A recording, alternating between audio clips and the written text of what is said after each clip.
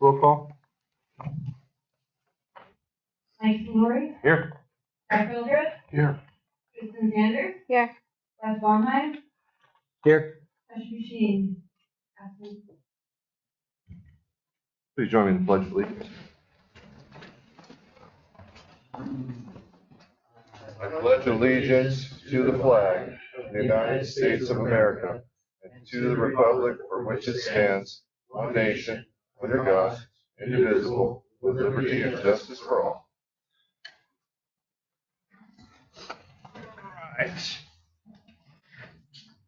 All right, so let's get started. I'd like to make a little speech prior to getting started with some of the past events that have taken place at these meetings. I want the public to know this is a board meeting for us, and I know I've said this many, many times before.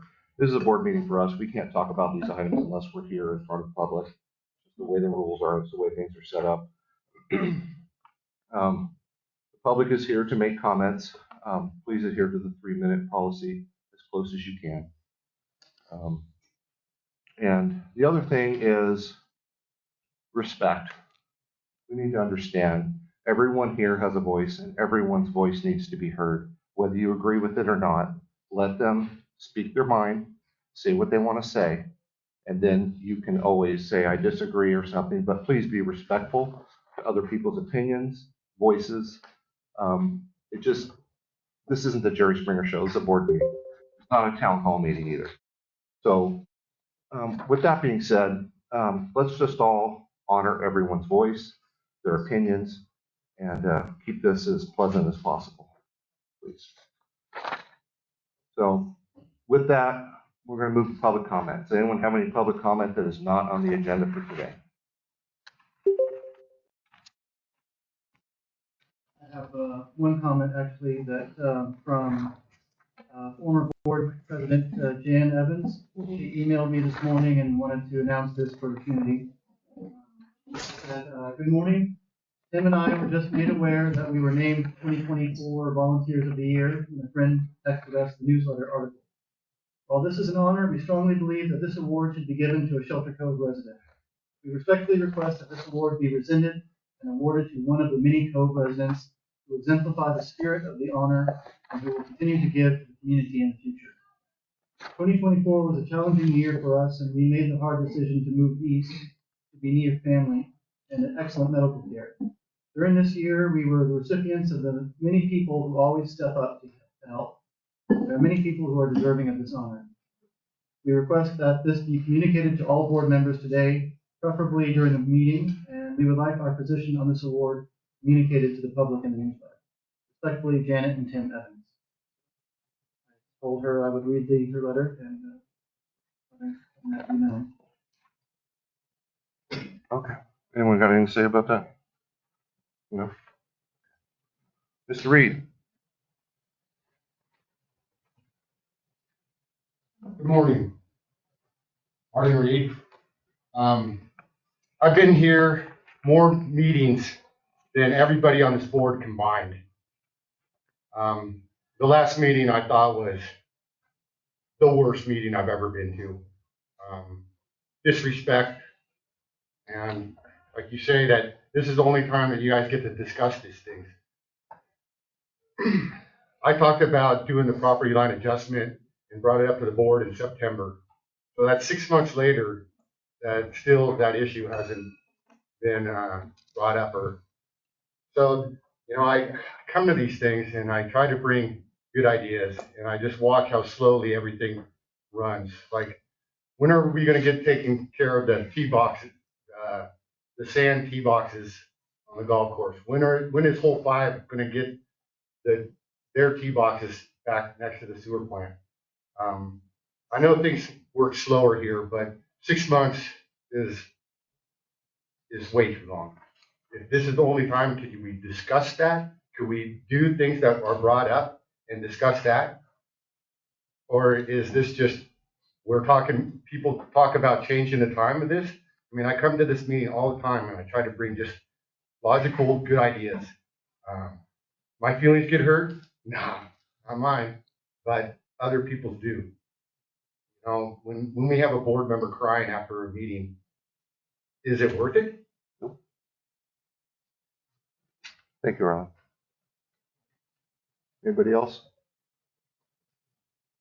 Jerry Jackson has a comment online. Jerry, you can go ahead and start speaking. Okay, first of all, I apologize for not being there in person. I have a project going on out of the area, so I have to be away. But I got two thoughts. One, I want to, I guess, align myself with Arlen's comment and also Mike's about showing respect to the board.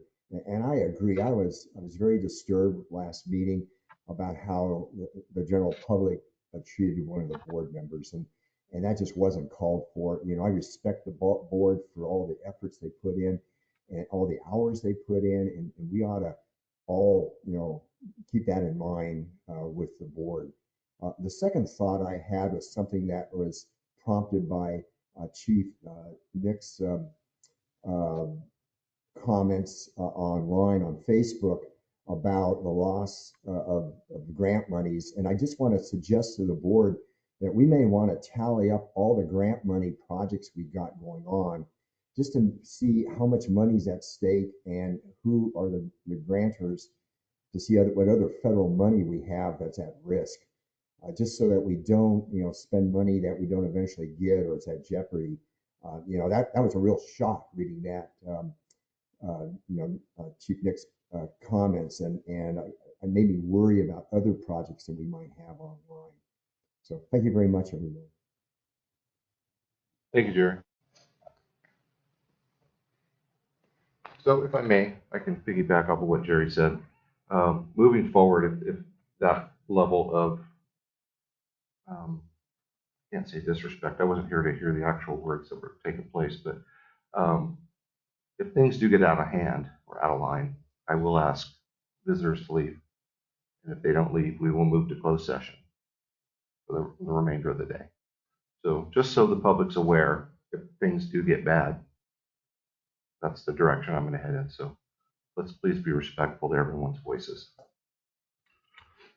Anybody else? Yes, one more online. Okay. You're free to go. Can you hear me? Yes. Okay, so with respect to the decorum in the meetings, I apologize if at any point I have been seen to be one of those people who possibly have seemed a little bit irate.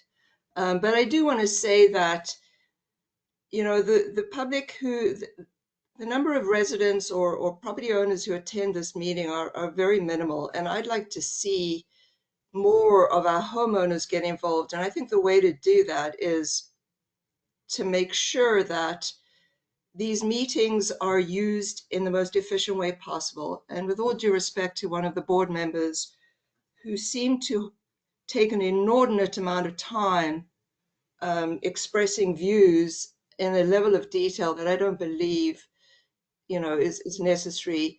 I think that's the way you're going to drive people away. So in the same way that you limit the public to 3 minutes of speaking time, with all due respect, I'd like to see that you make sure that board members are to the point, direct, and don't belabor points for hours and hours at every meeting. Thank you. Thank you, Pam. And that issue has been addressed.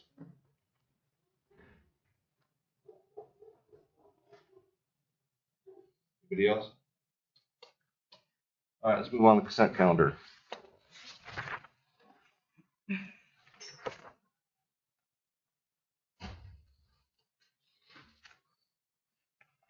Anybody got any questions?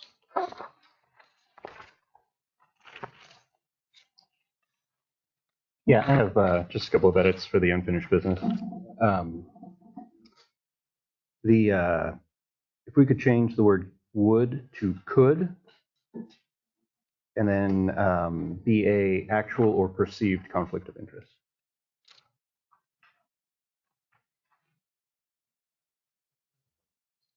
In terms of the meeting.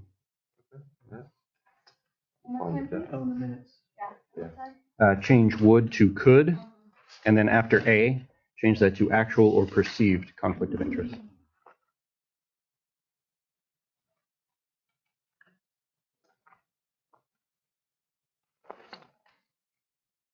Anybody else? No? All right, can we get a motion just on the minutes? I move to approve the minutes with no changes. Second that motion. Roll call. Mike Solari, Aye. Jeff Hildreth. Aye. Kristen Sanders. Aye. Beth Bonheim. Aye. Jessica Sheen. Motion carries. All right, so the bills for the month of January 2025. Anybody got anything on that? Yeah, I had a question actually on the SCADA system programming. I know that when we were initially talking about it, I don't remember the exact number, but I know it was kind of close to the number that it's at now. Is it anticipated to continue to increase, or is that? This is a combination of John's SCADA also, plus. Okay. Both of ours, they will be back. Okay. Both of ours, John's and water department. That's our progress.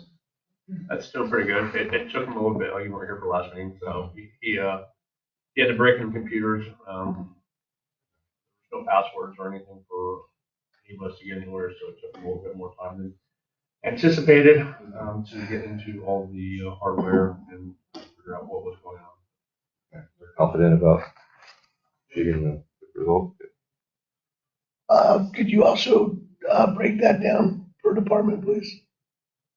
You don't have that actual number. No, I'm saying when you get back to us, you said that. I have those numbers actually. We're talking about the Absher and Associates. Yeah, so right now, the intercom part of it, the electric part is around $11,566.21. And the water wastewater SCADA part is at $26,509.61. So of that 38,000 or so, most of it's water wastewater right now, but both of those are two different capital projects in our budget. So it looks like it's on one project. But it's actually split. Okay, that makes more sense. Yeah. And then do you anticipate that 12 grand is going to be sufficient for finishing that up? Yeah. On the intercom, On the wastewater or water waste. Right. It's probably going to be closer to, I don't know, 20. Okay. That's just an estimate. Yeah. we had 30,000 budgeted for the intercom generator panel replacement. I don't know exactly how much more we'll need for that. Okay. That was anticipated. Anybody else? All right. Public got anything? No? All right, can I get a motion?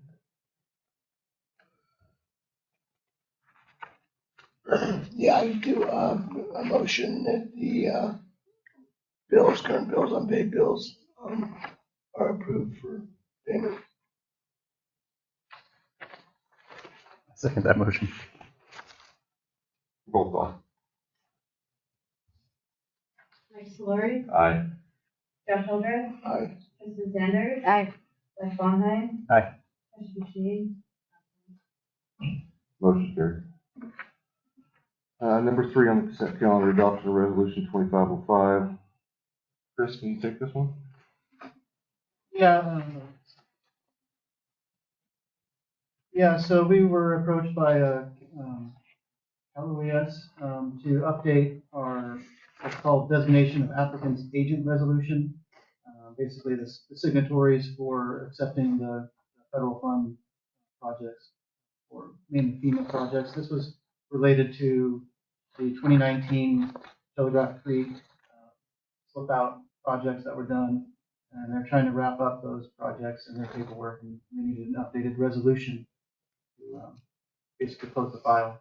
So this is sort of a procedural document. I think all the names that were on there before are no longer with us, or not with. They're still with us, but they're not. Sounds bad. But, yeah, so just an update of the staff and the board. yeah, every 3 years they need these updated. Right.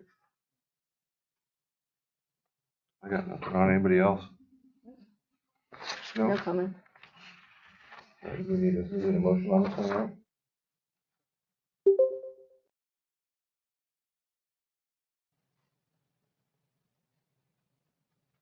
Okay, I move to adopt Resolution 2505, Office of Emergency Services Designation of Applicant's Agent. I'll second it. Roll call. Mike Solari, Aye. Josh Hilder, Aye. Kristen Sanders, Aye. Russ Fonthill, Aye. Joshua Shane. Motion carries. Items pulled from consent calendar. There's nothing that we pulled from the consent calendar, so we'll move on to correspondence discussion items. Humboldt County correspondence, and I believe we have the Lieutenant McCall online. Is that correct? Yes, I did see Lieutenant McCall online. Lieutenant McCall, do you have any, you have a report you'd like to pass off? All right, good morning. Nothing major. I do have the stats for the mid-month January to mid-month February, so 15th to 15th. Nothing too significant. We had 51 total calls for service in the greater Shelter Cove area. Looks like a decent chunk of those calls were made up of other agency referrals, so that would be like CWS and APS referrals to us. Those accounted for a total of 8 of those calls. And then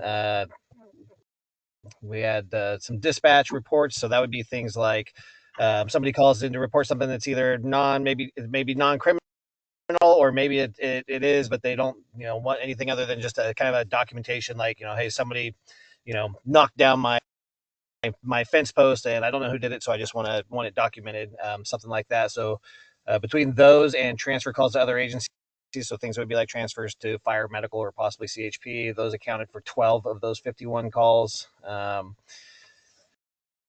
Nothing else that stood out number wise. There was, I think, 1 burglary reported for the month. We had like 1 unwanted subject, 1 suspicious circumstance. Everything else was pretty nothing that pops up on the radar as concerning or anything like that. Obviously, we did have the one plane incident out there where the aircraft lost the landing gear, didn't function correctly when it landed, which I'm sure everybody's aware of. Luckily, nobody was injured in that, but obviously that kind of stands out since luckily we don't have those pop up on our stat sheets too often. But yeah, other than that, nothing that really stands out. Busiest day of the week for that period was Wednesday, with the busiest time of the day for us for calls being between that mid-morning, like 10 o'clock, to mid-afternoon, like 4 o'clock p.m. in there, that area. That's about the meat and potatoes of it, I think. Okay. Thank you. Anybody else, Chris? No. Anybody got any questions for Mr. McCall, or? No? Public? Questions? No? All right. We can move on. Correspondence discussion item number 2, board meeting schedule. Chris? Yes. Okay, so this is a subject that's been the subject of discussion in recent past, so I decided to bring it up for the board to discuss. So just to provide a background, once upon a time, RID board meetings were scheduled in the evening, which is the norm for most local government agencies. For example, the cities of Fortuna, Eureka, Rio Dell, and McKinleyville CSD all hold their meetings at 6 p.m. Red Wave CSD holds their board meetings at 5:30 p.m., and Humboldt Community Services District holds their meetings at 5 p.m. At some point in the distant past, the board changed the meeting time to 9 a.m. here. Today's code demographics reflect a wider swath of the population, many of whom work during the day and are thus unable to attend the currently scheduled board meetings. Recent community interest has expressed the desire to return to an evening schedule. Doing so might enable a larger segment of the community to get involved and participate. This issue was also raised in the past at the December 2007 board meeting. The board at that time decided to hold 3 regular meetings in 2008 during the evening, starting at 6 p.m., January, May, and September. For reference, the January meeting lasted 2 hours, the May meeting lasted 4 hours, and the September meeting only took about 30 minutes. So for whatever reason, in December 2008, the RID board voted to return to a 9 a.m. only schedule, which is where we are today. So financial impact, there is some questions about potential overtime costs for staff or a possible additional administrative leave bank for staff to compensate them for the extra time spent during the evening at the meetings. So that is one thing to consider. So my recommendation is just to discuss scheduling evening meetings, and if desired, bring the issue back for an action item. Anybody got anything on this topic? I mean, I think it would be good to have an evening meeting just because I think it would encourage more people who do have to work to be able to hear talk about. Oh, sorry.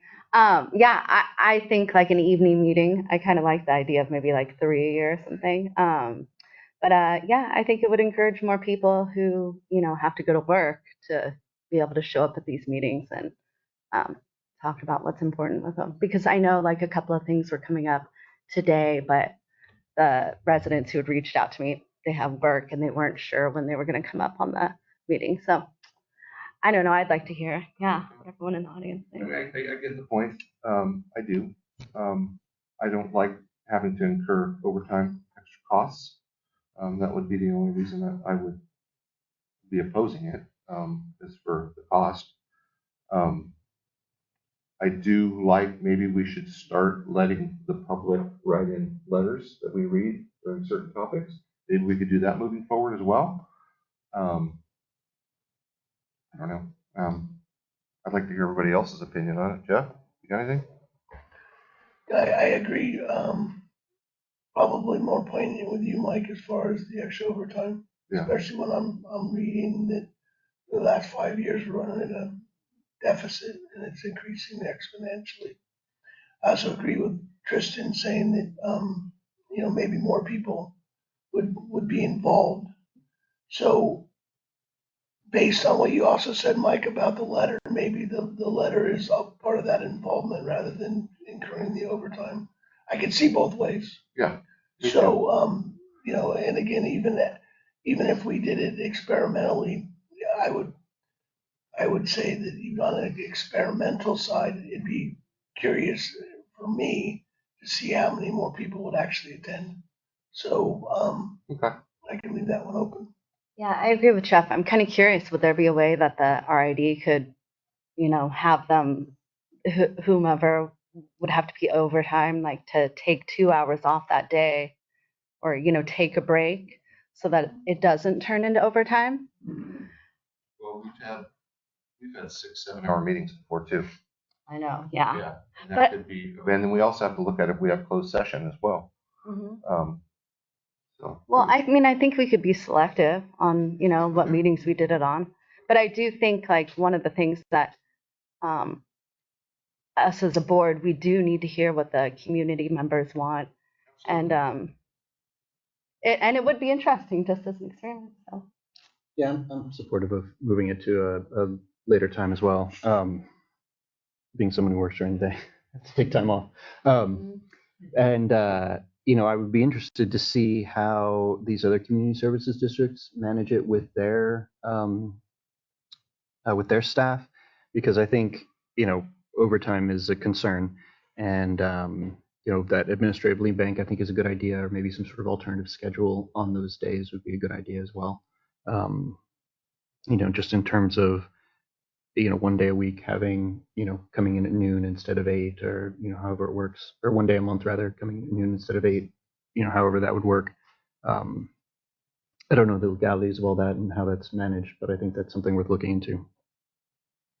I must say that one of my other comments is, and I've spoke with Chris a number of times, that when I see John and Frank sitting at that table, I like to see them, discuss and inform us. And then if we have other issues that Chris can't handle, that they can inform us at a later date. Because when I watch those two gentlemen there, I'm looking at money. And so it wouldn't, again, back to my point is we need to tighten our belt And so when it comes back to money, I think that that's my biggest concern is back to that overtime situation. So again, even if we just start with John and Frank, where we let them discuss, and if there is an item that we're gonna need, like I know we're gonna need John when it comes to the lot that we're gonna be addressing sooner than later. I think we need his opinion, but I think as soon as that opinion's been rendered, then I'd like to see him go do what he needs to do. I'm not a morning person, so at all. So it doesn't hurt my feelings one bit. I just, like I said, I have concerns about the overtime and the costs associated. So it sounds like we're all kind of in agreement to move it to an action item on next month's board meeting, and we should have a full board by then too. So, agreed? Yeah, and I would say, sorry, Wes, to interrupt you. I would say that on an experimental side, and that we hold meetings in the morning as well. And I'd like to see what the outcome is those evening meetings. And if they prove fruitful, then why wouldn't we? And I do agree with Jeff. I mean, I think we should explore how to have you guys, come in when we need you, and not be sitting here for the whole meeting. And we should look into how to like even just tighten up how the meetings go, maybe bring like the more controversial stuff at the beginning when everyone has their energy, and then, like the consent stuff, and put that more towards the end when it's like, more non-controversial, and just look at how we schedule our meetings. I just kind of a general question to sort of address something Arlen was saying earlier. This is something that I know has been brought up a lot in public comment in the past. In order to get this on the agenda, there's a specific process for that, correct? For something for us to actually discuss. We do have a board policy about agenda items. Right. So if we wanted a vote on the tee boxes, that would be something that would go through the process of getting put on the agenda. Mhm.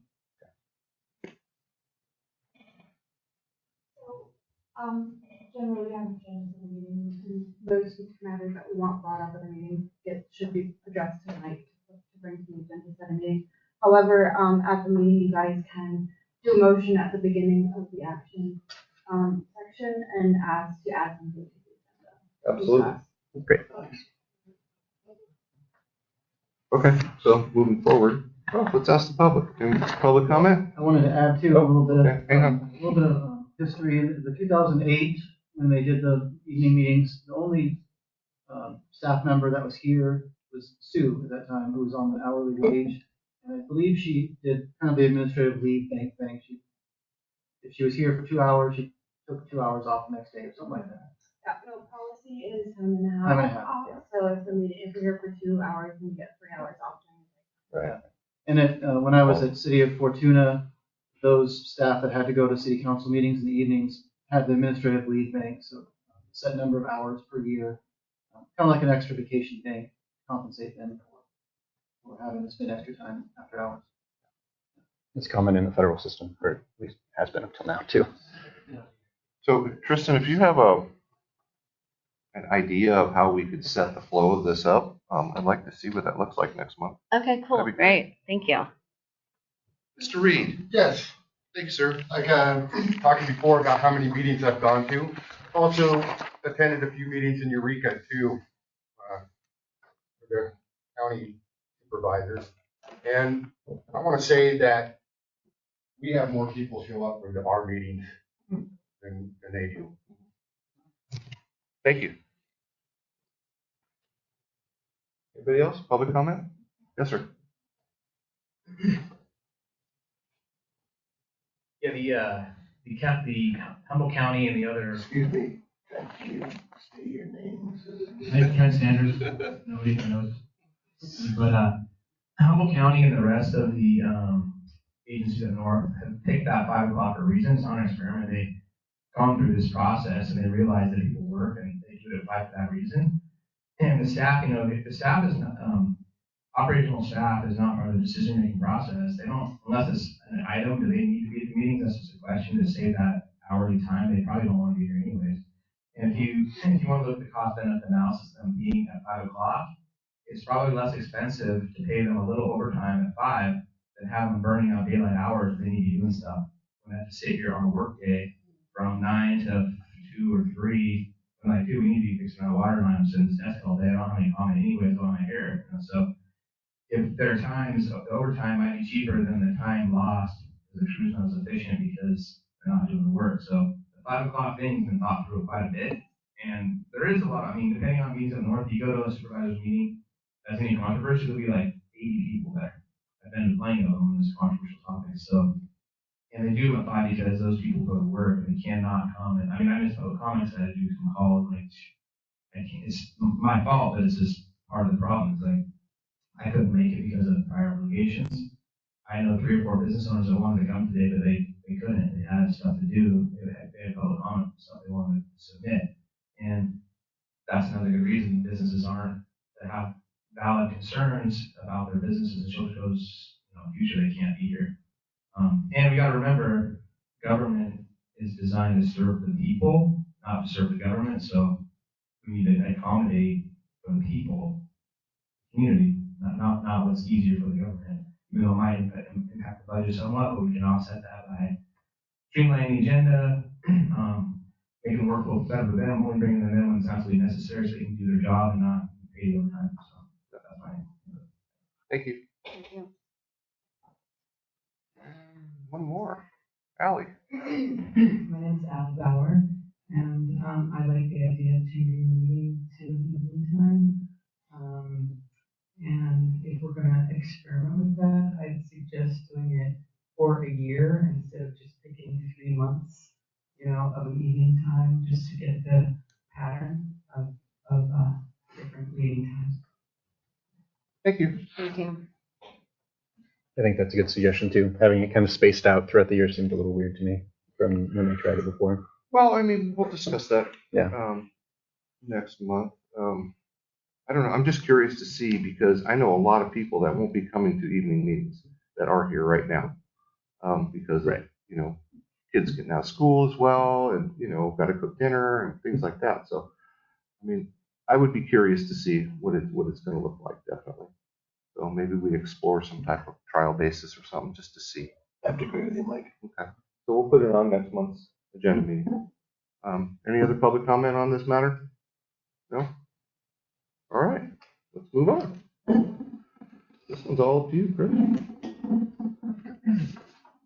The next discussion item is the second quarter fiscal year 2024-2025 budget review. So I apologize, I guess you just received the copies of the second quarter budget. Yeah. So I don't know if you have any questions. Yeah. But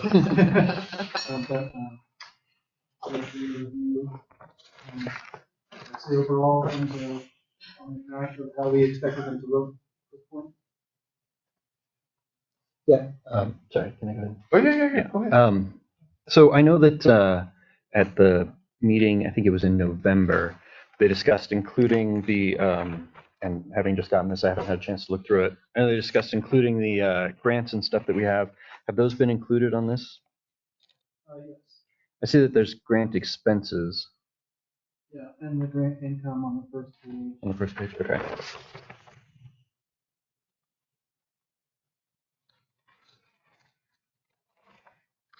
If possible, could we get this earlier in the future as well? I was saying to you that I might have more questions once I hear Nick's feedback on what's going on. Yeah, I don't know. On this, it's depressing. Anybody got anything else on it? I said I want to have reservations in case I have further questions as things Oh, go okay. on. All right. Chris, you got anything? Want to add? No, nothing particular. All right, we go to public comment. Any public comment about our budget crisis? No? This one's a little sad. Yeah. All right, with that being said, we'll move on to number 4. Chris, you're up again. Okay, so this last discussion item today is about, it's sort of about our budget and our deficits, but it's also really kind of honing in on one of our ordinances, ordinance number 72, which is the administrative rate schedule for connection fees. So just to kind of provide a background here, let me share my screen for a minute.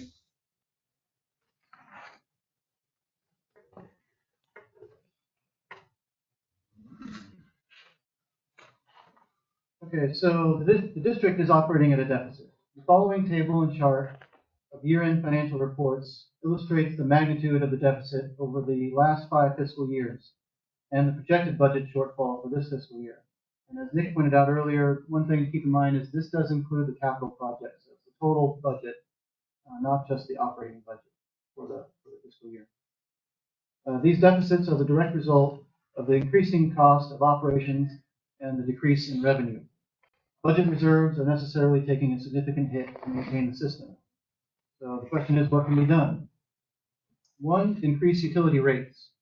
This seems like an obvious choice. The cost of providing services such as water, electricity, wastewater treatment is rising, so it's only logical to pass on those costs to the customers. Indeed, the board took this approach in the recent past. After the district contracted an outside agency, IG Services, to conduct a rate study in 2019, the board voted in favor of a 5-year incremental rate increase of all 3 district-provided utilities. These yearly rate increases ended only last year, and I should say only for electricity in July 2024. There is another rate increase this July for water and sewer, the last one of that 5-year incremental increase, and that was because there was a postponement year during COVID. Burdening the existing ratepayers with another rate increase so soon may be too much of a financial hardship and a serious political misstep by the district at this time. Still, the reality is that rate increases will be necessary again in the future. Another option to increase revenue, apply for grants and loans. This is also an obvious choice, which staff continue to pursue on multiple fronts. I'm going to stop sharing this.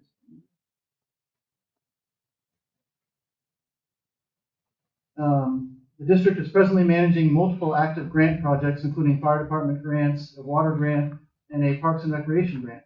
Staff have also recently worked with a nonprofit organization to assist in prioritizing the pursuit of more grant or loan funding for the district's most pressing water infrastructure needs.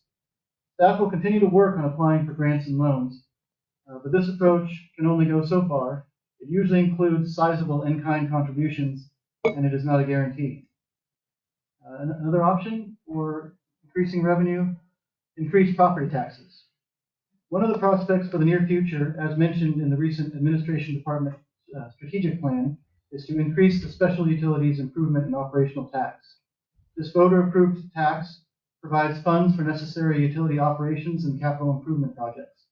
It was set at $80 per parcel per year in 1981 and has not changed since, despite the increasing costs of operations and capital projects during that time frame. The benefit of increasing property taxes like that one is that the source of additional revenue will originate from all Shelter Cove property owners, not just the ratepayers. Thus, the increased financial burden is spread over all potential customers, not just the existing ones. This is a logical approach considering that this specific and existing tax benefits the entire infrastructure of the district. A similar approach was made a few years ago with the fire protection tax. The prospect of increasing this tax will take much time and effort and must be approved by a 2/3 majority of the registered voters. District staff have already begun the process to initiate this approach, but it is years out and is also not a guarantee. Now, another option to increase revenue for the district is to add ratepayers to the district. I'm going to share my screen again.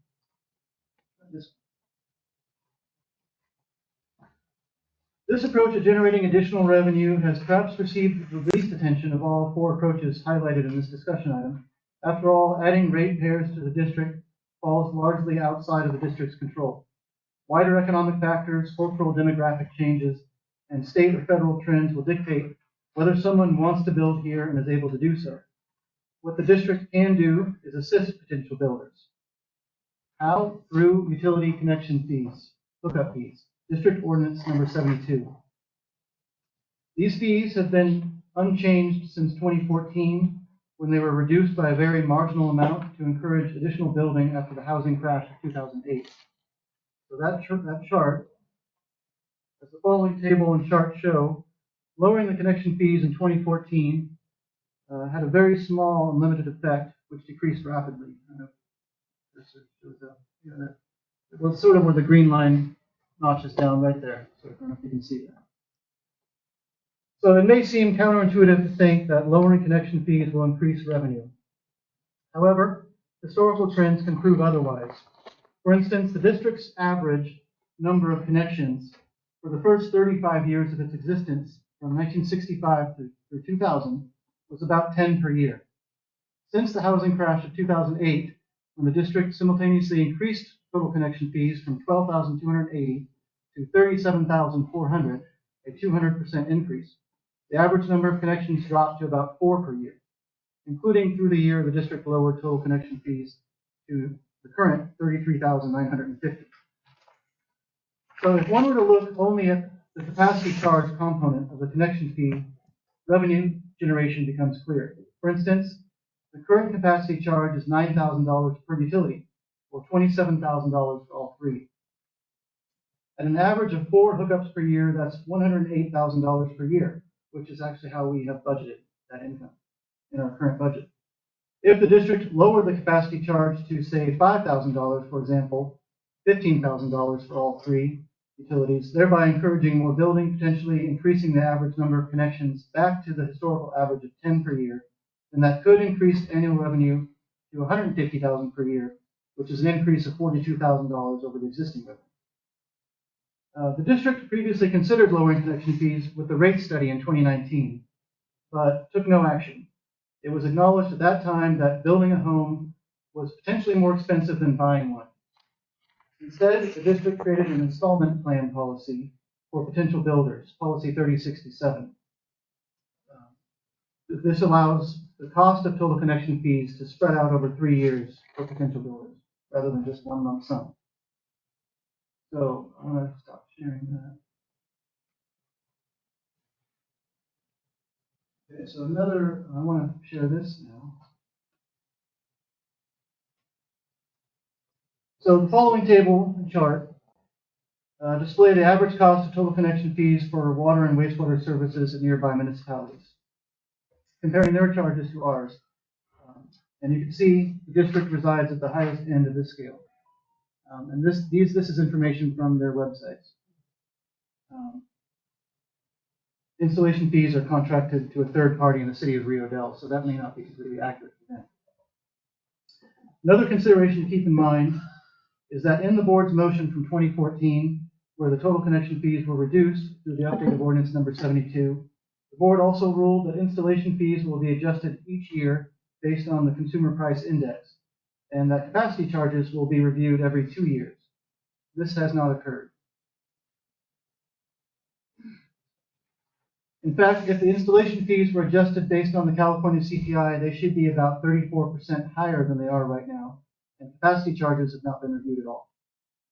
My recommendation is to consider appropriately increasing the utility installation fees based on the CPI percentage change from 2014 through the most recent available annual CPI data, or alternatively, to charge installation fees based on actual time and materials costs.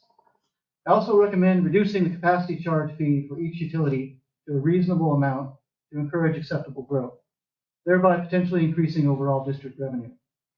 Now, I acknowledge that this is a somewhat controversial viewpoint. After all, encouraging increased growth to any degree is risky. I value our current way of life. I like the idea of solitude on the beach, of not having to worry about traffic, of admiring the untold or the untouched nature that surrounds us. It's important to maintain this pristine and isolated ruggedness. However, it's also important to keep our community solvent. We need economic incentive to keep the district afloat. By potentially encouraging an increase in home building back to historical and manageable averages, the district will receive more property taxes, more ratepayers, and the local economy will also flourish with an increase in business and employment. Ultimately, it's a risk either way, but it's one possible approach to maintain our quality of life and perhaps even improve the lives of our shared community. Financial impacts: potential loss of revenue if the district opts to lower total connection fees and the number of connections remains the same, or potential increase in revenue if the district opts to lower connection fees and the number of connections increases. So my recommendation is to consider bringing the topic of reviewing ordinance number 72 back as an action item at the next meeting or meeting of choice. Any questions? Anybody got anything? So I do. Go ahead, Wes. Oh, I just had a quick question. So you're just kind of based on your numbers, you're talking about an increase of $42,000 per year for the district by changing the fee rate to try and bring it to measure it with the 10 per. Yeah, it's a hypothetical number based on getting 10 connections per year Sure. at that 5,000. And how many lots do we know are available for that kind of building or for that kind of construction that would bring in potentially? I mean, are we looking at 10 years at potentially this 10 thing? Are we looking at, I mean, what does that look like? We have what, about 650 current customers. And the district was designed for 4,000, right? But of course, a lot of the lots aren't going to be buildable. We actually have been in contact with our Division of Drinking Water, State Water Resources Control Board. There is a limit on our number of connections from them, and it's at 990. So 10 per year, that gives us 30 years, I guess. Yeah, so we got about 300 connections that we could still do potentially. Okay. And that 990, is that just residential? Does that include commercial? Is it just non-specific? It doesn't specify if it's residential or commercial. Okay. Thank you. So my question would be, I know that currently in order to get hookups, you have to have a full set of plans. Is it possible that we do not need to do that because we could basically receive the money from hookups prior to any permits that are being issued? And therefore, if an individual decided to pay for the hookups, they increase their asset. It's worth, their lot's going to be worth more, and we get their money prior to. And if they don't decide to build, we still have the hookups as a revenue. I guess that would be an ordinance change. Yeah. That's an interesting way to look at it. To make it easier to apply for them and to make the payment and then. Yeah, I don't know how attractive that would be to potential buyers. But your property value goes up because you have the hookups. All right, interesting way to look at it. Okay. Yeah, I think it's a great idea. I think we should lower hookup fees. I think we really do need to make some big moves, and I appreciate this presentation, Chris. So thank you. I don't know exactly which one to choose, but I think it is definitely something we should do. Yeah, I agree. We need to encourage growth, moderate growth, not crazy numbers, but I just don't know if dropping the connection fees a few $1,000 is going to make a difference, make or break someone building a $500,000 home. I think it will, though. You think so? I do. Like, I know in Garberville, I built a home there, and I think it was like 7,000 or something, and I got right under the wire.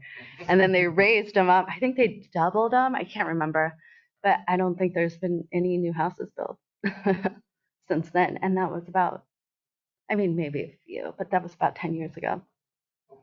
So, I mean, I think like, yeah, because it is just like a one-time fee that you have to pay. And I think it's hard to justify, like, that's just like the upfront cost, before you even get to like build anything. So I can see that like definitely being taken into account, like, oh, it's just like, yeah.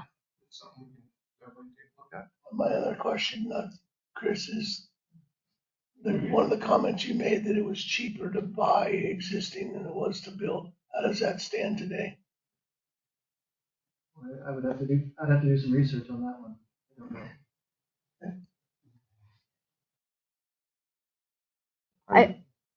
Oh, sorry. I think, I mean, I bought an existing home and I hate my house, but anyway, it would have been nicer to build exactly what I wanted. So moving forward, I don't know. I'd like to hear from from everybody and get lots of opinions on this topic. Yeah. Absolutely. Anybody got anything else? No. So the public, There are some public comments online, but I'll let Mr. Reed. Arlen speak first. So you're asking about the new to build new to existing. Right now, it's the closest since 2008. It's about $320 for existing, and I can build for probably $350 a square foot. So it is an exciting time right now for building. So I think that, yeah, dropping the rate would help, and the whole plan of, yeah, making it bigger. This is also, you know, the water is an issue, I guess, but sewer, if you put sewer up higher, that makes all those lots available that are too steep to be buildable. Some of the most awesome views are up there too. So, yeah, we need to grow, but there was also an idea by Philip Young to purchase land in the Sacramento Valley and just put a whole bunch of solar panels on it because we are in the business of selling power. That would also be an option to increase revenue. Okay. So Arlen, if I may, in your professional opinion, do you think lowering the hookup fees, say a few $1,000 is going to make a difference? It's going to make or break someone building a home? Yeah, and for the long term, just like what he's saying, if you get back to 10 a year, there's plenty of builders here to do it. I know, I know. And I'm seeing that at one time that we had 64 houses built in 1 year. Right. Okay. So, crazy. Yeah. All right. Thank you. Any other public comment on this item? Yeah. My name's Lee Neer. I live here. There are 2 points I wanted to kind of address this issue. And one is I think it's very dangerous to compare why people are buying and building homes in Garberville or Eureka to people aren't necessarily coming here for those same reasons and purposes. And the decision to build a home here is often based on a second home, a retirement home, and I think that's dangerous. And the other thing that, and I don't want to upset anyone, I think there is a great naivety in amongst a lot of Shelter Cove residents that the utility rates are so horribly high and we gotta really watch them. Well, oh my Lord.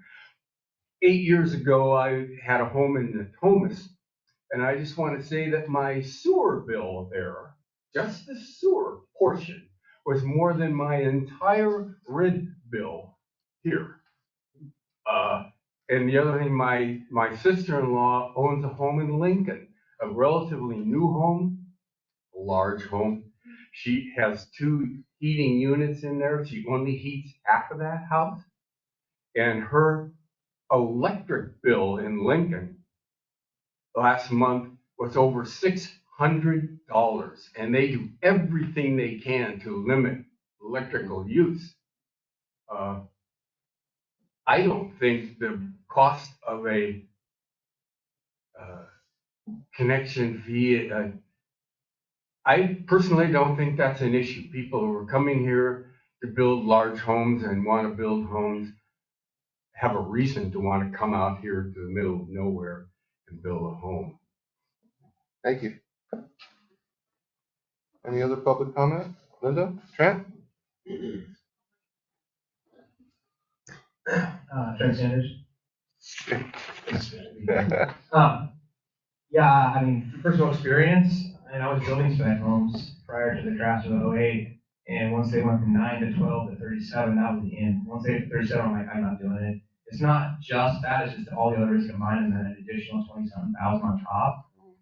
That's the breaking point, because you're taking a big risk, spending all that money, and you don't know what the sale price is going to be at the point of when you're finished. So that extra few, that's the extra money that you're paying your wages to build a house plus that little extra, which is maybe 20 to 50,000 on a 13 to 1,700 square foot home you're trying to build to sell.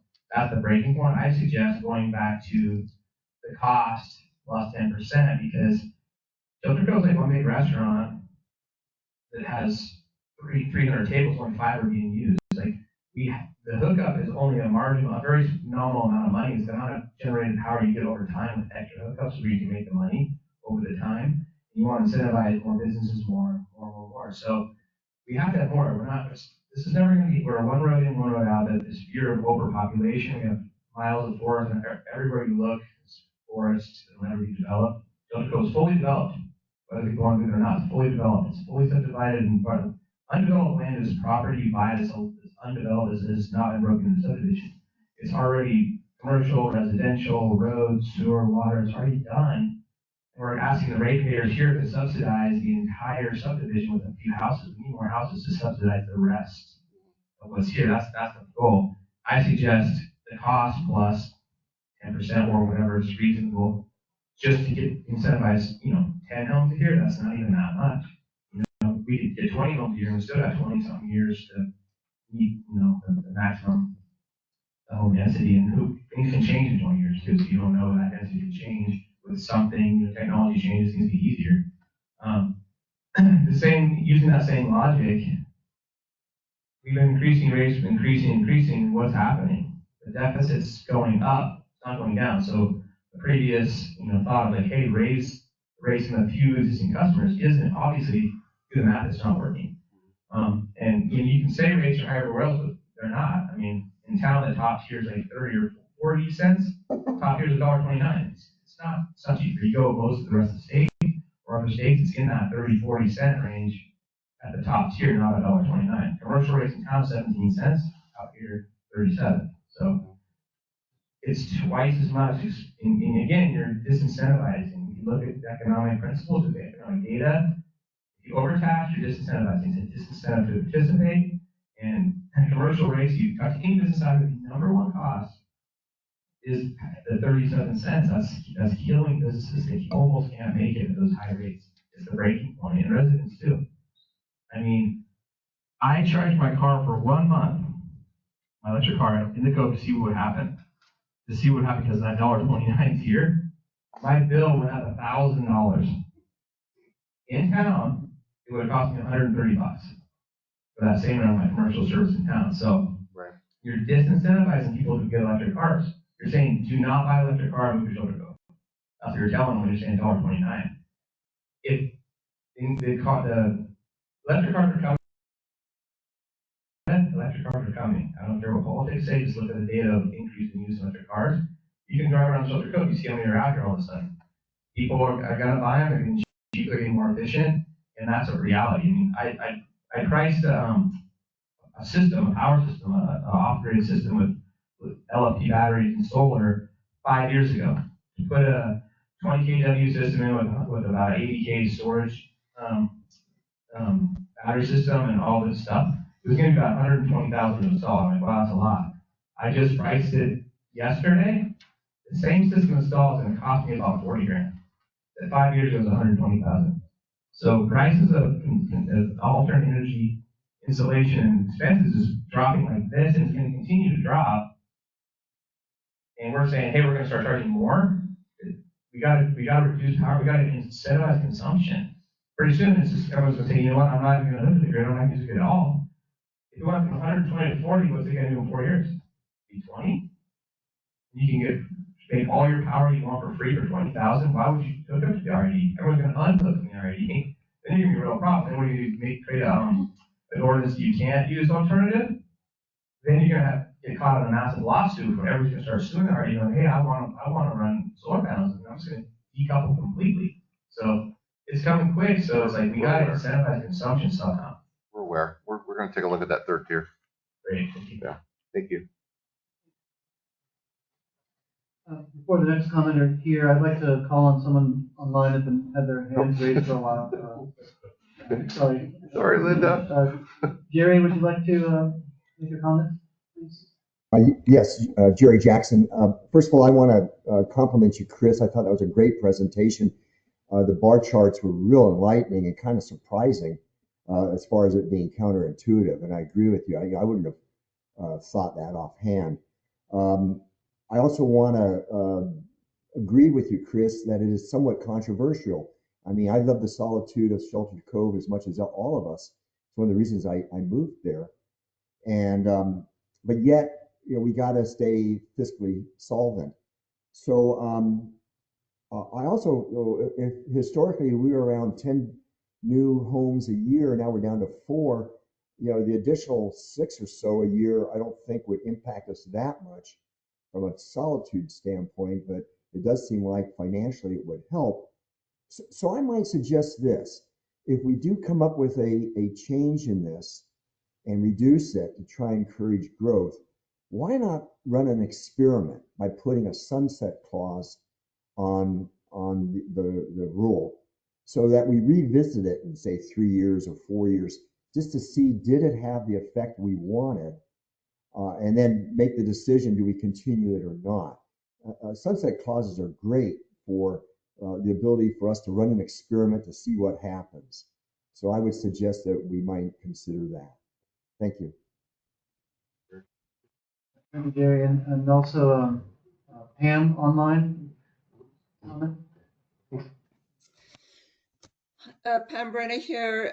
Just listening to the presentation as somebody who built a house in Shelter Cove, during the crash. I want to say that I don't think building a home is for everybody. It's an arduous process. It's a long process, and I don't know that alone should be the solution here. I think that a multi-pronged approach, so that you don't bet it all on just lowering the hookup fees. Maybe lowering the hookup fees to something reasonable. And, as I say, as somebody who built at that time, I can tell you our hookup fees were exorbitant, but it didn't stop us. Building the home was way more expensive. So maybe trying to attack or to approach this with that and a couple of other things in place is the solution here. Thank you. Thank you, Pam. Online. Hey, Linda, you're up this Yeah. time.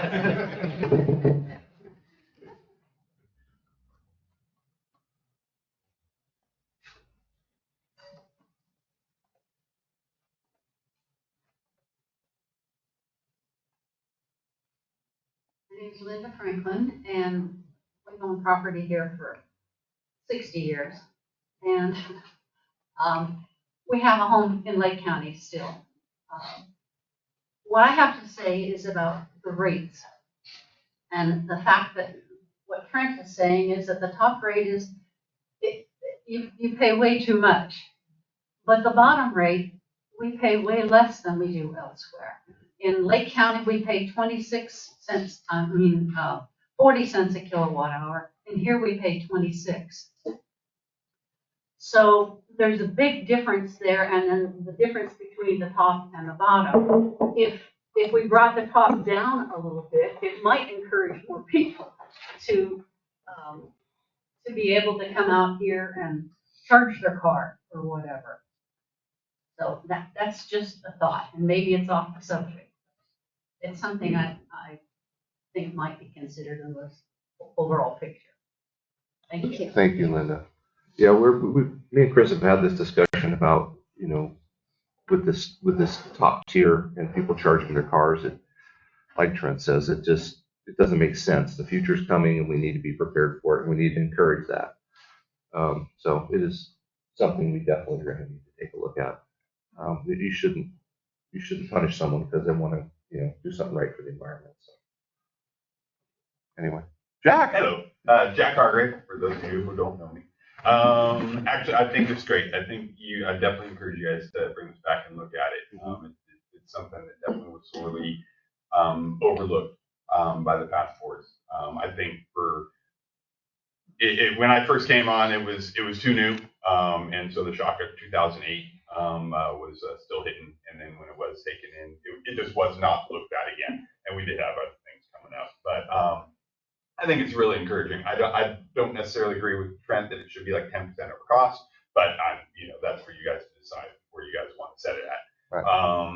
as far as like I'm no builder, but the cost of building towards, buying a home, I think it's still cheaper to buy than it is to build, but it's also more expensive to have something done custom than it is to buy something off the shelf. Yeah. So anytime you do something custom, and that's something that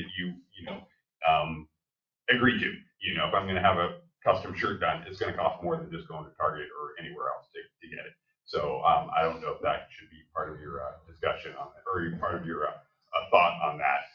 And the market's going to fluctuate everything as it is. But I do agree with Trent that especially as far as that upfront cost,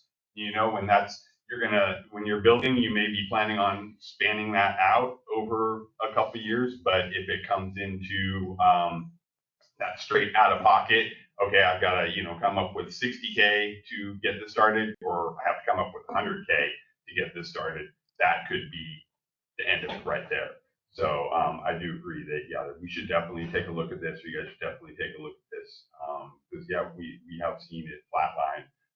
Even when it did get dropped down from, I think it was like 42,000 to like 30,000 a year, or for the hookups.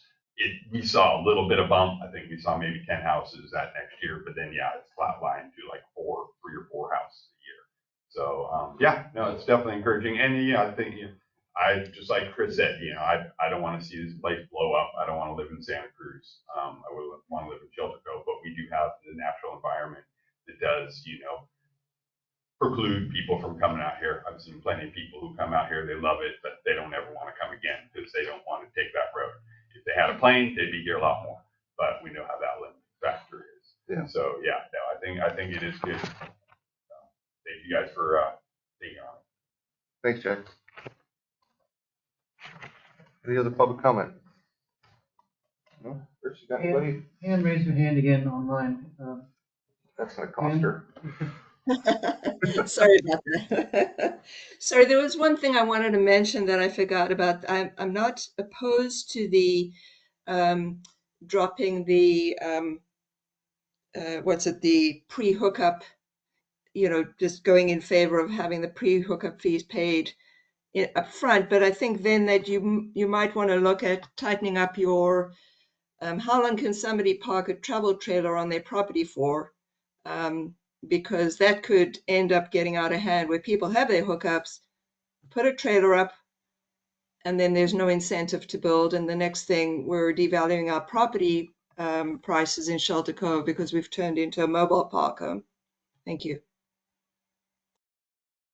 Thank you, Pam. That's a good point. Very good point. Yeah. Sorry. Jack Carter again. What Pam said actually just reminded me of one last thing. The suggestion of paying now and adding that onto your property value and carrying on, I honestly think that's a very bad idea. Imagine if somebody 30 years ago paid their hookups for, $2,000, and now you're having to actually hook them up today, and the actual cost of the hookups is more than what they actually paid into buying.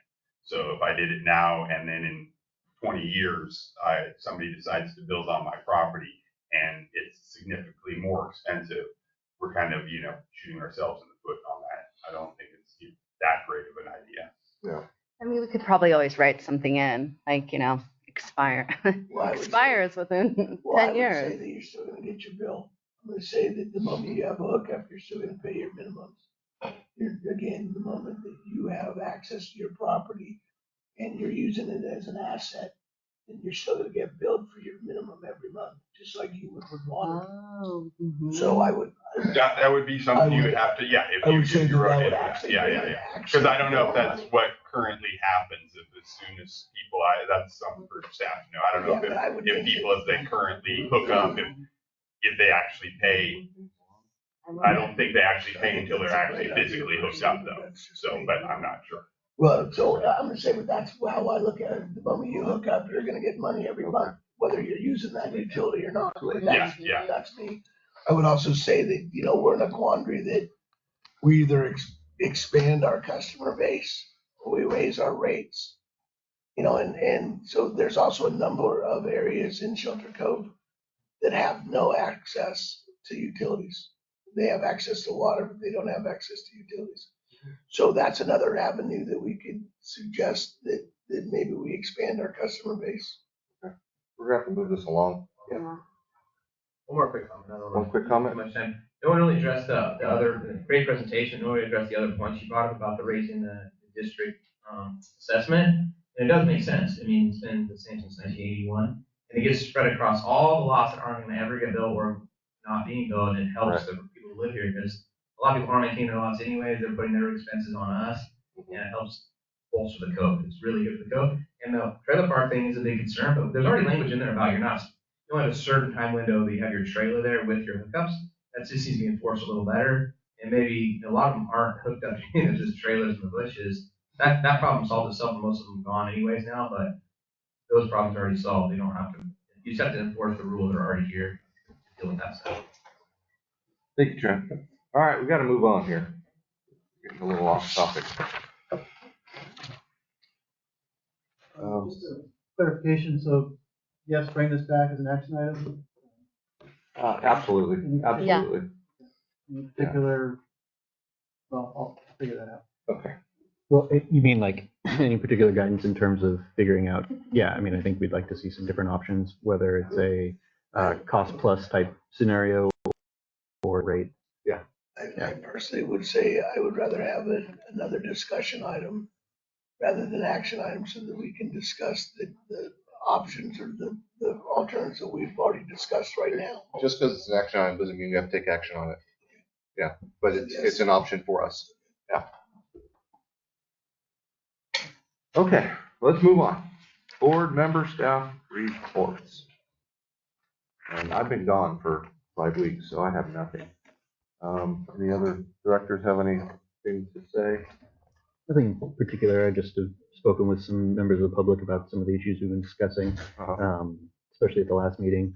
I haven't really had anything specific. I know that we've got a plan to go on a tour, which is going to be exciting. Oh, yeah, something I've been trying to get done for a while. Yeah, great tour. Yeah, and then I've actually been looking into some rural community development projects that I'd like to speak with Chris about. Wonderful. I don't know if we're going to be able to get that funding anymore, but 2 weeks ago it seemed like a good idea. Kristen, you got anything? Yeah, just talking to community members about, everything. But it's been good. I did do the agenda meeting over the phone with Chris, and I did talk to a lot of community members after the last meeting.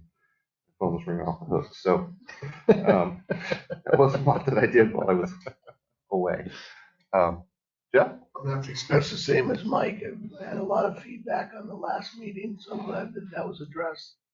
Again, I'm back with this, people being kind and keeping it to the point. I think that being kind and us having the decorum makes it for a faster community meeting. Yeah. I also spoke with Todd Athey with the golf. Back to what Arlen was saying, as far as they have a game plan they like to see implemented. So it's really making a list of priorities and starting to achieve some of those priorities. So hopefully we can start addressing that too. If I may, one thing I was just thinking about this. We got this beautiful golf course out here. It's beautiful 6 months out of the year. What if we get our golf community to start doing like introduction to golf for people who don't know how to play golf and maybe want to learn how to play golf or learn the rules, and maybe they could start doing something like that. Arlen or Todd I believe that our golfers. That's a great idea, and I think that's kind of in the works. People coming out. But I also think that back to like Arlen was saying on the tee boxes, if we want to encourage golf, we want to have a golf course that is actually a golf course that has the necessary asset. I've been playing golf since I was probably 3 years old. So for me, and I'm still terrible at it, but that's a different story. But that being said, we have tee boxes that aren't in existence. We have certain issues that, we're like a Pebble Beach North. We have an asset that is so underutilized that it's amazing to me. But it really starts with those tee boxes. I consider it embarrassing, as a golfer. So to me, my first priority, and again, back to that liaison with the the golfers is let's start with those tee boxes. You know, anything else is secondary. If we want to teach someone how to hit off the tee, we can't. You know, we're hitting out of a sand trap. Yeah. Okay. And that's stuff I think that is discussed in with the Parks and Rec. Yeah, it is the Parks and Rec Okay, committee cool. that would be bringing that up. Matter of fact, the president's right there. Indeed, she is. And I will just say that is on our agenda for this. Perfect. So we already have tons of ideas that we're going to discuss and take action on for you guys for the next meeting in March. Awesome. Great. Thank you. Okay. Any other directors' reports? No? Okay. So I'll just do a quick rundown of general manager's activities for the month of January. Correspondent and staff, board members, Humboldt County, and engineers on the sports park project. So during that, after the last board meeting, I was directed and I did submit a building permit application to the Humboldt County Building Department. Included the alternative set of plans previously approved by the planning department. I also corresponded with Supervisor Michelle Bushnell regarding the airport zoning questions that came up in the last board meeting. And she concurred with the recent findings that the more restrictive Zone 5 airport zoning line begins at the runway threshold, not the displaced threshold, and she will work with county officials to revise the maps accordingly. So this effectively eliminates any potential Zone 5 conflict with the future sports court location at Lot MNN. I also reached out to SHN engineers after the last meeting to inquire about costs for potential modifications to their plans. They responded with rough figures for two options.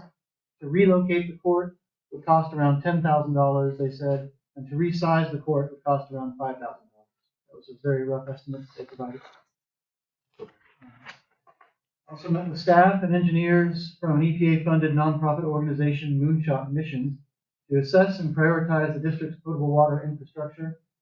They will provide a free needs assessment report, which the district can use for possible future funding applications.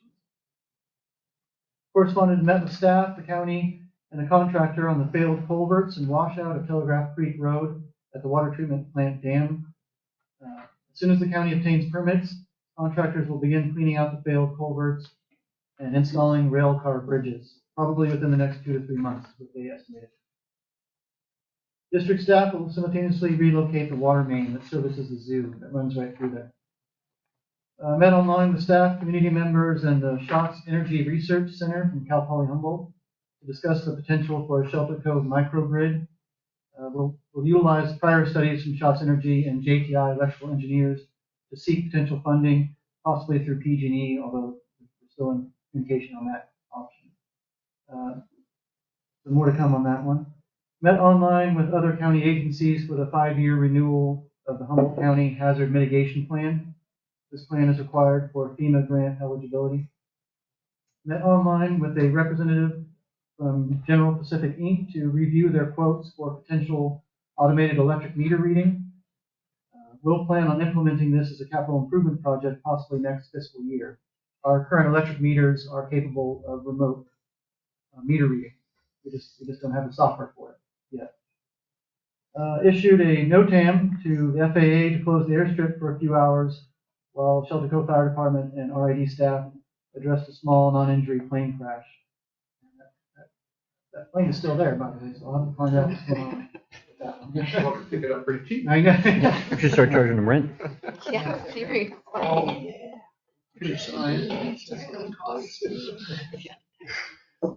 I had a question for you, Chris. Can you explain a little bit more about this microgrid project? Yeah, so in the past, I think it was 2017, the Shots Energy Group did a study on 3 solar farm sites here in the district. JTI electrical engineers also did that same study using the same locations, different way of studying it.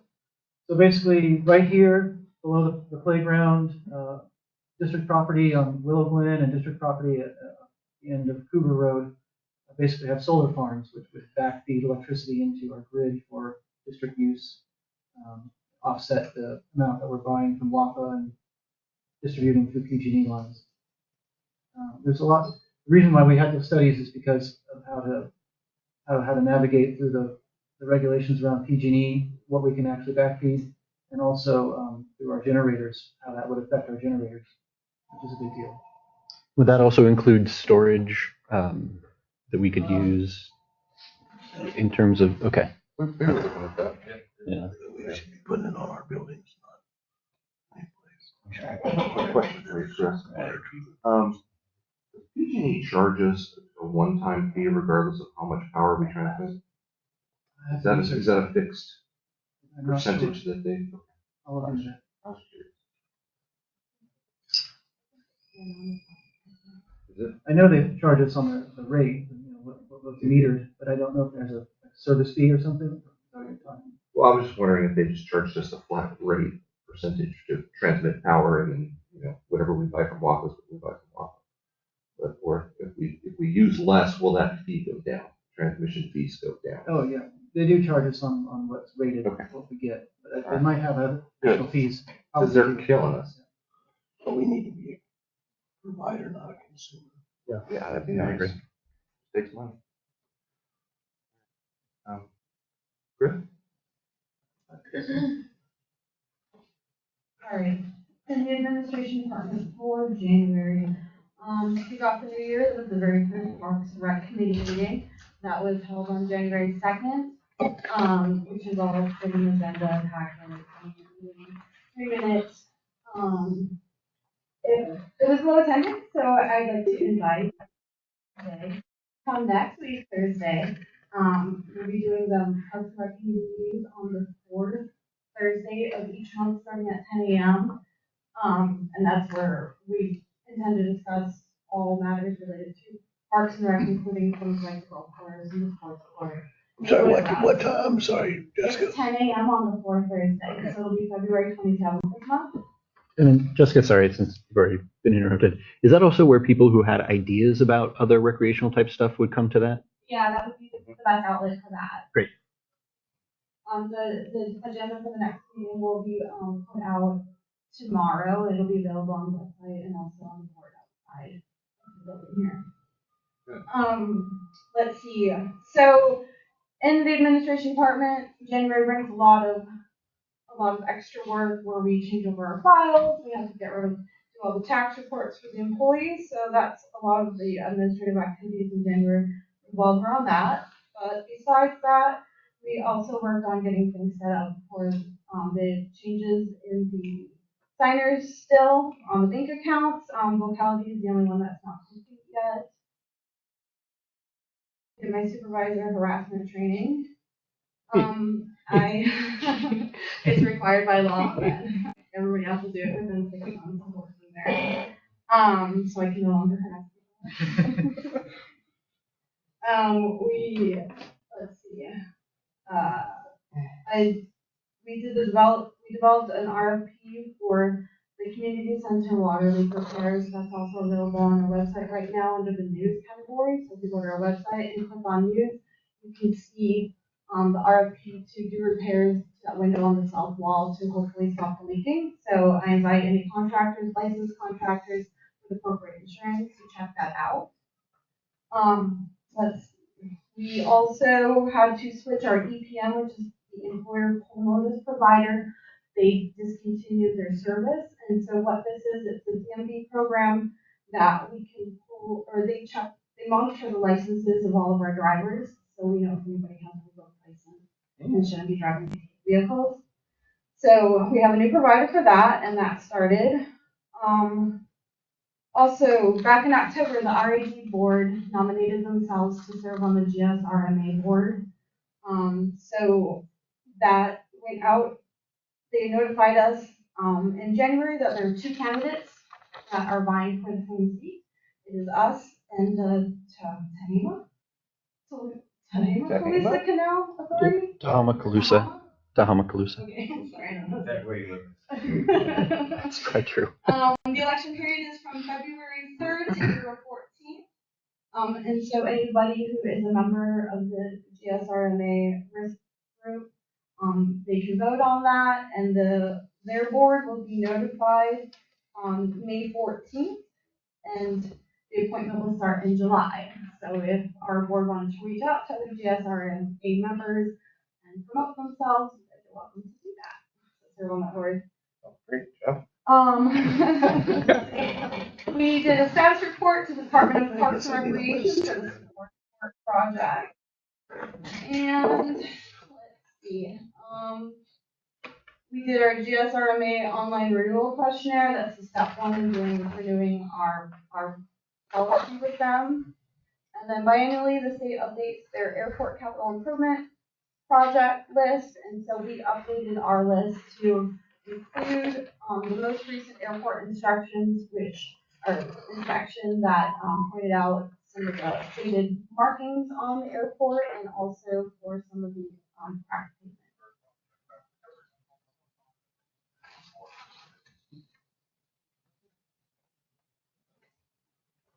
Move on to wastewater and water, right? Excuse me. For the month of January, besides the general maintenance and wastewater, we completed our disaster preparedness assessment reports and action plan. Work was done by J2 Environmental. And it's also been submitted to the state for the NPDS report.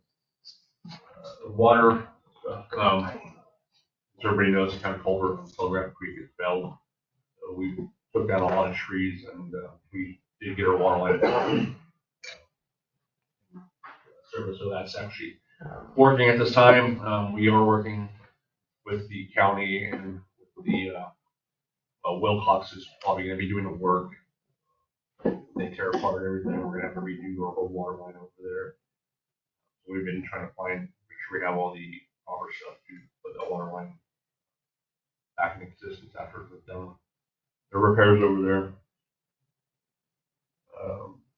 We had to also, when that happened, we added a new water service on Mill Creek customer at the very end of Mill Creek there, because our water line service is in and out of repair, so they had to get their separate water line put in. We purchased some pipe and put that in. All right, getting over heckle. SCADA system we've been working on, moonshot missions. We took them around to all our sites and showed them everything, so they could see up close in front what our tanks look like, what our pressure reducing stations look like, and our wells and whatnot. We took the back keys for the sample also at the water line that was repaired from the county culvert that passed. We took the one with the repair over on Shelter Cove Road and that passed. We also completed the lateral repair finally on Woodland Court, which we kind of discussed last meeting. So that whole system's all up and going. Lots of earthquake damage. We did find another water leak in County Court, and we did repair that and put that back in service also. Joe was out testing the new Bobcat brush that we purchased out in the airport. Right on the south end there and the south end on the north part of the airport. He tested the brush out there, so he's getting a little bit better at how to use it. So hopefully by the summer we'll get everything taken care of a lot easier. And then we also installed a convex mirror on the corner, or not the corner, but on Hillside Road, Shelter Cove Road for all those people there. And did a little bit of drainage work on the north side of the taxiway. Water has been running off the side there, so we had to clean up the culvert area a little bit, so we run down the drainage instead. But that's it for the most part. Questions?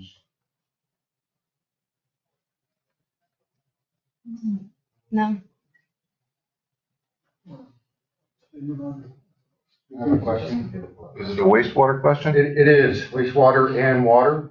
For the total output of water was 2,914 gallons, but the wastewater had 3,261,000. How does that work where you're having more water going into the sewer than you're producing? When Water runoff. That's a huge. Huge. I mean, That's because why we half have, so last month when we had the guys undergrounding and redoing everything, Arlen, they were looking for the leaks in the laterals and cracks in the pipes. Our infrastructure is so old and in disrepair that we have to have them come out and camera everything so we can find out where all the water leaks are at. Then we come back after usually during summer when there's a lot less pressure on the pipes, and we try to reline those sections of the pipe. So every time it rains and we get infiltration from the rain, it infiltrates all the pipes, all the broken laterals, things like that. So we get a lot more water rain season. Yeah, that's shocking for, Yes. what should, So how many houses are in sewer compared to out of sewer? Like 400, 500. The sewer system. The problem is the whole sewer system leaks. It's 1960s. Part of the problem we had before was people were also installing their rain systems into our sewer systems. And so when the roofs get lots of water, our sewers get lots of water. We're not supposed to be getting that. So we've pretty much taken care of all of those. There may be a couple in the system that we don't know about that we're still looking around for. Clarify too, leaking into the sewer system, not so much sewer leaking out. Yes. It's the rainwater leaking to the top of the pipes that then flows down. So once the dirt saturates, it goes into the water pipes. Which goes into the water system. Yeah. Which goes into the water system.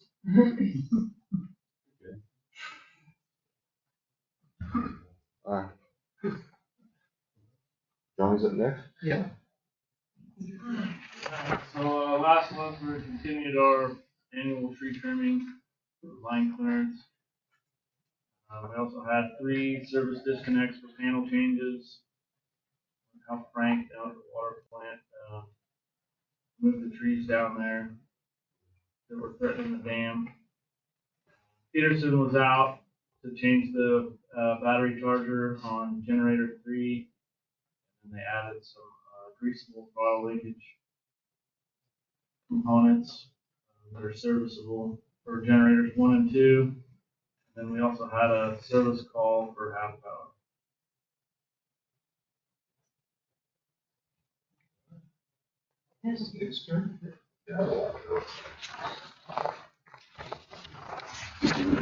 First off, the kind of elephant in the room is our USDA Community Wildfire Protection Grant.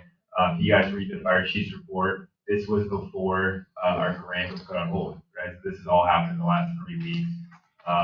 Also within the chief's report is the other 90% of things that the fire department is doing, and along with our NE staff.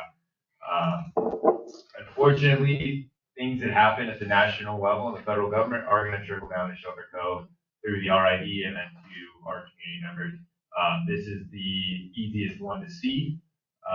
We submitted from the last fire chief's report to the board. We were excited. We were getting ready to really ramp up, do 40 houses. 40 houses a month per contractor. We had 4 contractors, and we were hoping to get a fit. So we were really gonna hit up, and we were set up to nail our 540 homes by September, August was our goal, and we were looking pretty good on that. I submitted a request for reimbursement to our rep at the U.S. Forest Service, and it got kicked back. And that request went in before the shutdown. We had been hearing, just like everybody else, hey, there's a hold of funding, and then that got revoked, and then turned out that it actually didn't. So yeah, it's kind of up in the air right now. I am hopeful that our project is a great return for investment in the federal government level and for our community as a whole. Me personally, I do believe that property owners should maintain their own lawn. Realistically, that is not going to happen in Shelter Cove. As we've seen, we've gone through Ordinance 63 before. We tried this in the early 2000s. It was a complete failure. Some people made a bunch of money on it. We are actually, the rates we have our contractors agreeing to now are less per lot than the rates that they were doing in the early 2000s. And if we had to do this without doing a grant, the contractors can charge whatever rates they agreed to with the property owners. So this is saving the community money, no matter what your political preference is. I had to think a long time before putting out the letter that I did, just to keep it from being political. This is about a public safety project in Shelter Cove. It was voted on bipartisanly at the federal government level when it was approved in 2000. The money was approved in 2022. We got awarded in 2023. And so this is this project has already been going on a long time. When it comes to the dire state of financials in the district, it is less important. It is much more of a life safety, public safety, and property safety threat than it is our financials, right? I have not agreed The one contract we have about $120,000 of work that's already been complete that we do need to owe and pay these contractors. Currently, we can cover that with district reserves, or fire department budget. It's just we got to take that from something else. If the worst case scenario happens and we lose this grant, we're only on the hook right now for 120 grand of the 6.2 million. So it could have been a lot worse. I was able to put a work stop order. What I feel bad about is those are 4 local contractors, or 3 local contractors, one from Sacramento. But they're all spending money out here. You know, a lot of them had taken out loans to buy equipment, and that's what really hurts our local economy. And we were going to ramp that up as well. So we're going to pay off what we can. We have some contingency plans if, again, the worst case scenario does happen. For us, everything I do is based off of justification and our assessment. So the hazard mitigation assessment, the public safety assessment, everything for Shelter Cove puts wildfires our number 1 threat. Right? Like, as I said before, pickleball doesn't matter, the power lines matter, the water line, this place burns, nothing matters. It's 3,000 acres. And as you guys have listened to the news and seen the news, 3,000 acres goes like that in our current fire environment. The weather, the fuel, the topography in Shelter Cove is at critical levels, right? Our topography never changes. It's always really steep. If anybody's ever hiked around our green belts or a lot of the private property that we talk about, you can't build on because it's too steep. What is changing is our weather and our fuels, right? We had multiple days last year of over 100 degrees up on top of the hill. Our fuels are constantly growing every year. I would arguably more people are absentee property owners with the advent of the internet and purchasing property on the internet. We've tried to find single properties, and we found that people have their tax address in China in different provinces. And so there's a lot of that. The more you look into just how unique this place is, it leads us to there's no easy solution to that. And this was our solution for the fuels issue. I've been very upfront with the community. Once we get this grant implemented over the next 4 or 5 years, depending on when the funding comes through, we are going to aggressively enforce Ordinance 63, right? So the plan is everybody gets a blank slate, right? Your lots get cleared to we're actually shooting for higher than the current ordinances right now. Everybody gets that blank slate, and then as a district, as a community, we have to hold people accountable, right? We can't let it get overgrown, right? The fuel growth rate out here is like 4 foot a year. Right? So if we wait 2 years, you already have 8 foot, especially with the tannos. When you cut one tan oak down, it turns into a bush. So this isn't going to fix it forever. We are still going to have to be responsible property owners and keep our properties up, but it will give me the opportunity to enforce it at a much lower cost. If it's just a weed whacking job or cutting some brush, we're talking about $200 to $500 a year versus right now, some of these lots would be $10,000. Some of the larger ones, you're looking at $20,000, $30,000 to clear lots to the actual ordinance. After the Palisades fires, CAL FIRE is looking at how are they going to enforce it. At the state level, they can come in right now, regardless of our district, and they can enforce that 0 to 5 foot buffer because that's state law. Right now, they don't have the capacity to do that either. If I went in and I cleared all these lots, the only way to do it is the abatement process, which the district can't afford to abate 4,000 lots, right? Because we got to cover that cost unless the property owner just agrees to, charge the contractor and then bill us, which most property owners don't want that. So we're stuck in this dynamic where the federal government wants to assess our project, and I'm hopeful that we'll get it back and just win. And what's it going to look like when it comes back? Are they going to put different catches to it? It is really hard to say right now. One rep tells me that, hey, it's looking really good 1 week, and then we lose it the next week. The other rep I can't get a hold of right now. Her emails aren't going through. And she was an admin assistant at that level. So the other rep we have from Region 5 is the Washington rep from Region 5. She's a fire and aviation manager. I'm hoping that she stays with the project because she's been with us since the very beginning. And been a valuable asset. But right now, everything's kind of up in the air. The other side to it is the next side of enforcing ordinance is government telling you what you can do on your private property, which a lot of people don't like either, right? And then putting that mandate and that fee on you. So right now, this is what we're still shooting for. I'm hoping that it's only a 90-day stop. I think we're about 15 days into it right now. The other scary side is who's going to facilitate all the reimbursements once they do open it back up. Right? There was already a lag in getting our reimbursements. I am going to have to be more fiscally responsible with staying on top of those reimbursements. Because if we start, right now the contract is a month invoice and then a month of pay. So those contractors basically have to carry it for 2 months, a month after it's finished, but it gives us that month buffer. We may have to change that if the federal government is taking more or longer to reimburse us. And so, as it's going right now, I'm very hopeful. I think the project was a very doable project between the fire department staff and the Trees Foundation, who's our project manager. We had a really, really cool game plan, and it was one of the most unique projects. Everybody was excited about where we're going, and it was going to save the community a lot of money. And so, still hopeful for that. Just to clear up anything, it has not gotten canceled. It is put on hold definitely. So, it's very similar, but right now there's still hope that we're going to get that back at any time. But they could also cancel it. Other contracts are getting canceled. The federal government does have the ability to cancel a contract at their convenience. There's going to be more fights to that, but they can't do that. And can we afford to go, legally unless there's a class action?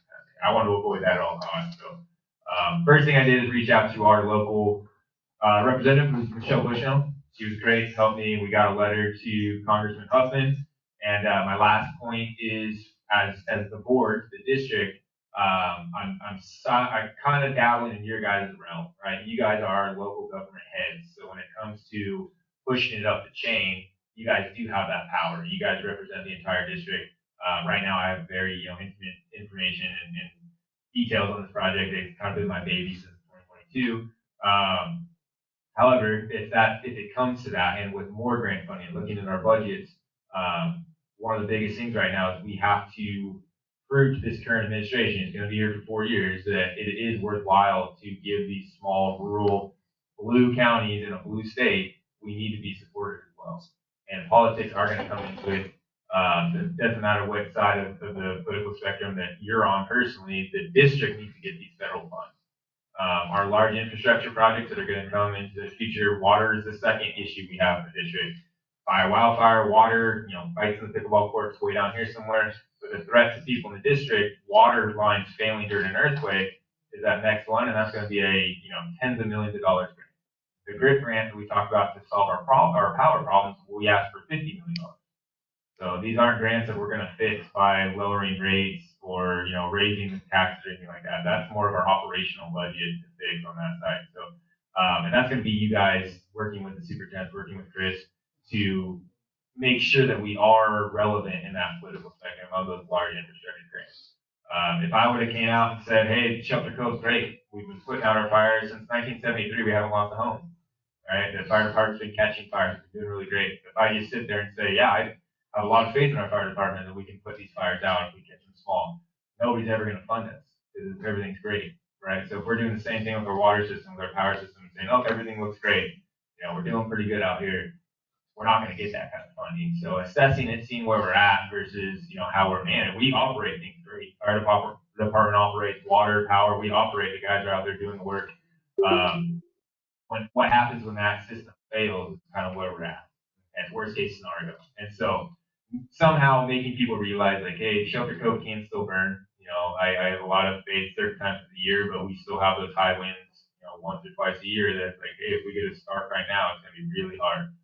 We'll augment, we'll up staff, we'll do other things.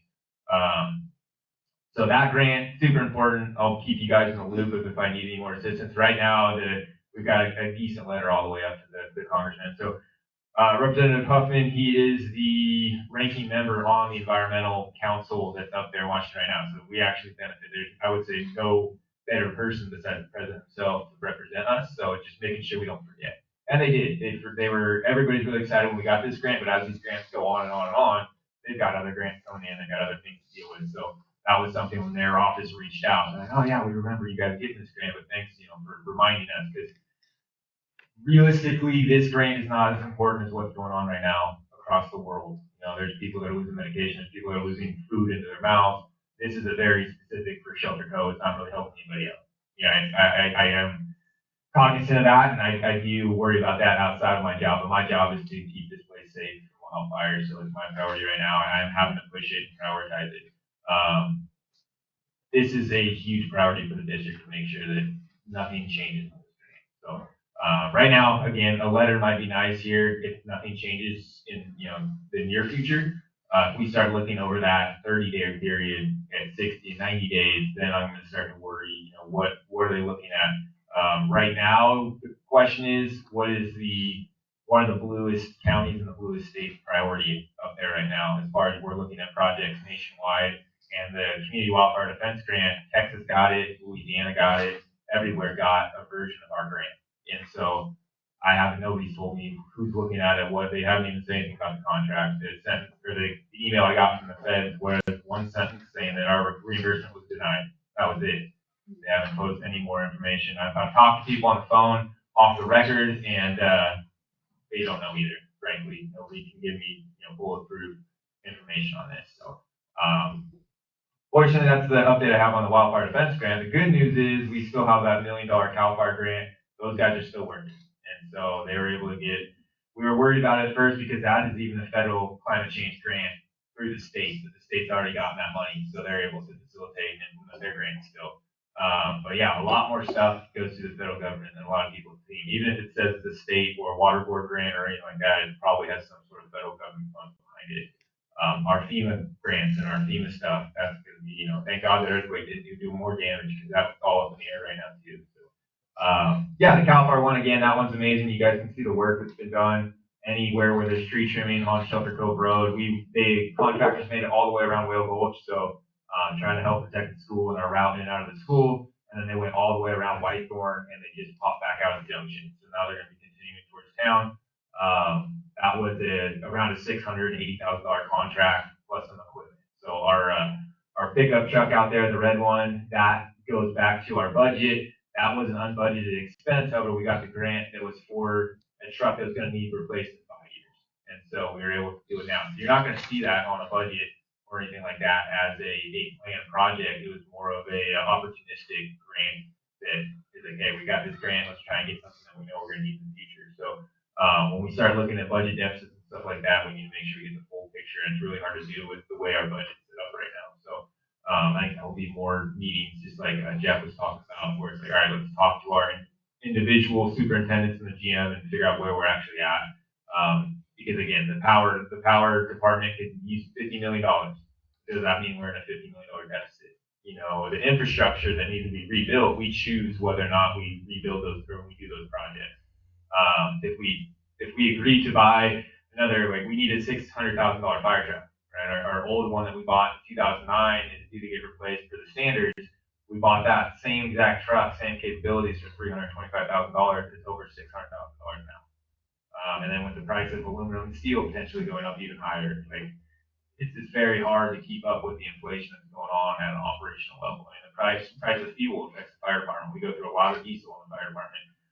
All that goes into our budget, right? Which eventually we do have to pass that on to the public somehow. And as Chris stated, the fire department raised our taxes in 2017-18. We passed by one vote, changed the whole look of the fire department. These grants wouldn't be happening. The fleet we have out there wouldn't have happened without that tax pass.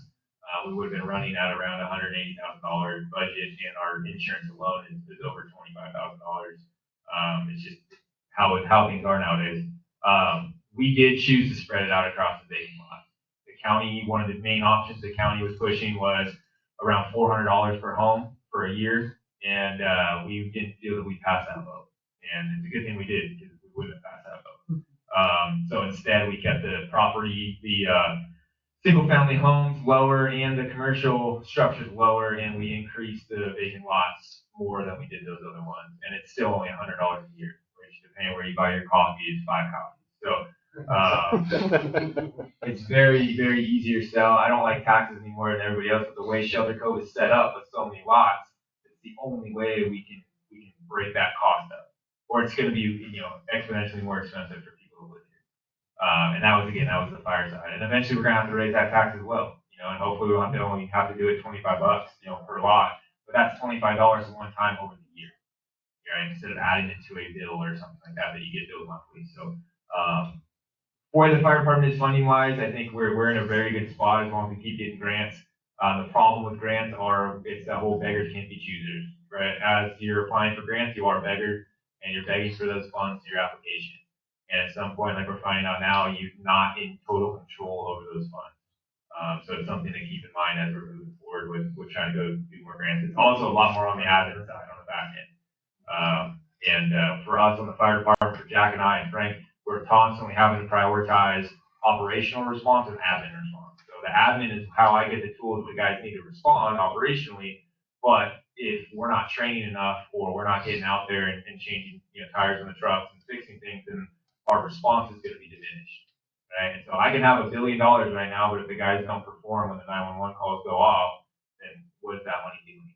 And that's one thing that our retired sheriff and our old deputy, Tom Allman, told me is public safety funds don't do anything in the bank, right? And there's a little bit of truth to that. Is if we need a fire truck now and we were saving up for 10 years and we're still 6 years out, it's not going to do anything for us now. Right? So I have taken that to heart, is I need to get the guys the tools, the community the tools we need to be safe. We can't call for another big department to come over the hill, right? Currently, Whitethorn is our mutual aid, and they don't have a structure or type 1 truck right now to come help with the structure fire. Right? They show up in a type 6 wildland truck. Well, go the same thing. And so helping to build the mutual aid component, that's a whole other thing that we're working on, but we have to prioritize Shelter Cove first. So, and I appreciate all the support the board has given us in the past, the community has given us to continue this mission, but it's a very unique mission, and anytime you guys want to come talk about it for hours, I can do that, for multiple hours, so let me know. We got a lot more projects going on. Unfortunately, a lot of the focus is on that defense grant. It is the largest one, but we're bringing in about $14 million the last 5 years in other funding sources. We're really active in Measure Z. Measure Z is the house and sales tax that's going on in the county. Every year we have an application process for that. I sit on the Measure Z Citizens Advisory Committee. This is the first year I'm on the county committee, so I actually can't vouch for the fire departments as much, but I'm vouching for the continuity of the program as a whole, which is at risk. A lot of the Measure Z money the county is using to cover personnel costs. And so personnel costs, they roll over and they don't have to apply for personnel costs every year. So anytime there's a raise on a county employee, they get that automatically on that position is already approved through that. We try to cap it at 70% county, leaving the rest for non-county entities. In the Fire Chiefs Association, we represent all 42 fire departments, and we put in one single application. So breaks down to right around $20,000 per department. And I represent the Southern Humboldt part. We're fighting for $500,000 this year for the Southern Humboldt project. So the building back there, that we got 75 grand for that. We've gotten mutual aid engines for the mutual aid that directly affects us, all the PPE and equipment. We got about $40,000 in SCBA stuff, and that's also not represented in our budget. Is the cost savings on that of what I can take off of the response on that. It's represented in our insurance costs of what we're insured, but it's not a direct. It's basically a gift to the Chiefs Association to support their mission. So ways of showing that and really getting everything and a clear picture of where the budget's at for the fire department I can help with, but I'm suspicious that it goes across all the other entities as well. Where are we saving money, where are we not, where are we over spending money. It's just a very hard, public agencies are always like that. It's one of the issues we're having with the federal government right now. It's very hard to communicate how we're operating on a daily basis versus a private business that keeps different track of that. But it is still very important. Our new ambulance, I'm really excited about that. That's our number one. A lot of people don't realize, but fire departments run 70 to 80% medical aids. We're one of those departments. A lot of our calls are for medical assistance. We have an aging population and we have no health care. So the fire department fills that role as healthcare. We get people calling us from broken legs to, they're just not feeling well. And so we do the game of that. If you look at our incidents, a lot of those are those medical aids. I can't tell you exactly what they are due to HIPAA regulations, but you can see all the medical aids in there. And then we also add the rescue side of that as well. So 1144, if you see that, unfortunately, that is a deceased person. We do run those from time to time, and our fire department are the kind of the first responders when it comes to helping those families out and waiting for the coroner to get out here, which is usually a very delayed response. Ambulance should be here in May. End of May is what we're expecting right now. I have to fly out to do the post-build inspection. I think it's in Dallas here at the end of April, and then we get shipped from Dallas to Southern California to get the final radios and all that. But we'll be able to put that in service. Still, the current plan is to sell the ambulance to offset some of the costs. So we're hoping to get 40 to 50 grand for the old ambulance. Basically, the money's in the chassis. The box of the ambulance is from the 90s, so out of date, they probably won't use that again. But we should be able to recover some costs from that project. I'll go towards the offset. Fleet's looking really good. We have probably the most modern fleet in the county right now. And again, that's thanks to the community and the board. Firefighters take a lot of pride in having nice equipment. So we're dealing with that. The staff members, if you guys look at the chief's report, kind of gives you guys a rundown of how we are organized the department. So I think it's really important that you guys understand how the department's organized. It's very different from the RID. We actually have more employees in the fire department than the RID does, almost double now. If you add this 13 in there, it's another 40 people that we're managing. It's definitely a large entity. So it's looks small on paper, but it's a lot going on in the fire department. But so far, so good on that. Questions? There's a lot going on right now. Didn't even get a hit on training and anything else. Ready? Questions? I do. Yeah. So, in the short term, Nick, what's the initial impact going to be on those grants as far as in our reserve? And Chris, the second part of that question, how do our reserves feel right now? How are we looking? I know district goal policy is to maintain at least a 6-month reserve, and we're over that. Okay.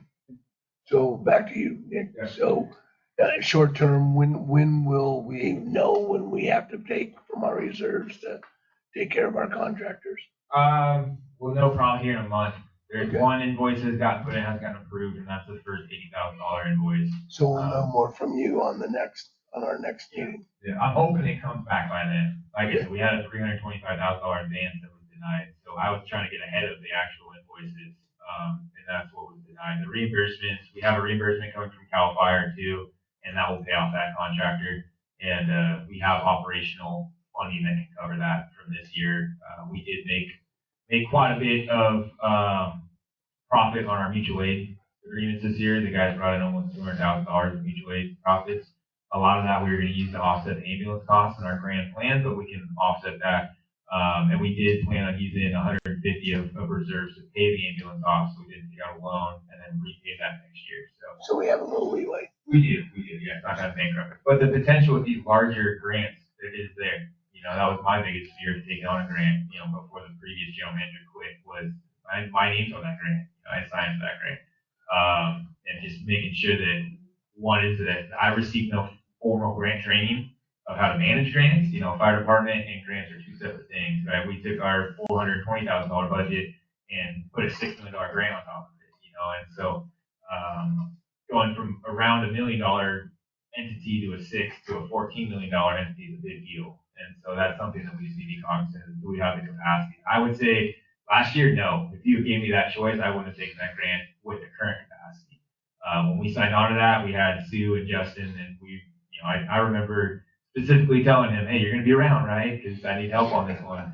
And not exactly the case. But we've learned through different tools. I would be very wary of that. One of my grants could bankrupt the district if done wrong. Right? And not saying that nothing's going to be done wrong. If I went out and I did all those contracts and I said, hey, I want to hire on all these contractors for the $6 million, and then something like this happens, again, it's going to end up in lawsuits, right? Luckily we've got Wes on here now, but we don't want to use it for that. And so I would just be wary as it goes forward. And I want you guys to check on me. Check in, make sure that we're doing that. The way the fire department's set up, not a lot of people know exactly the entire scale of these projects because they just don't want to read the full, 80-page contract and, the 40-page application and all that kind of stuff. Same thing with the GRIP grant. If you guys haven't got a copy of the GRIP grant, I would highly recommend it. A lot of the stuff we talk about and what the community wants us to do, I'd say 80 to 90% of that's already in that application. It was a failed application, but a lot of that data is still good in there. And there's a lot of history in that room back there. It's really hard to access. Well, I'm going to say being proactive. Yeah. One, thank you for. Jessica, I would prefer that you put that in our packet, and it's up to us if we read it or not. I personally am somebody that happens to read everything.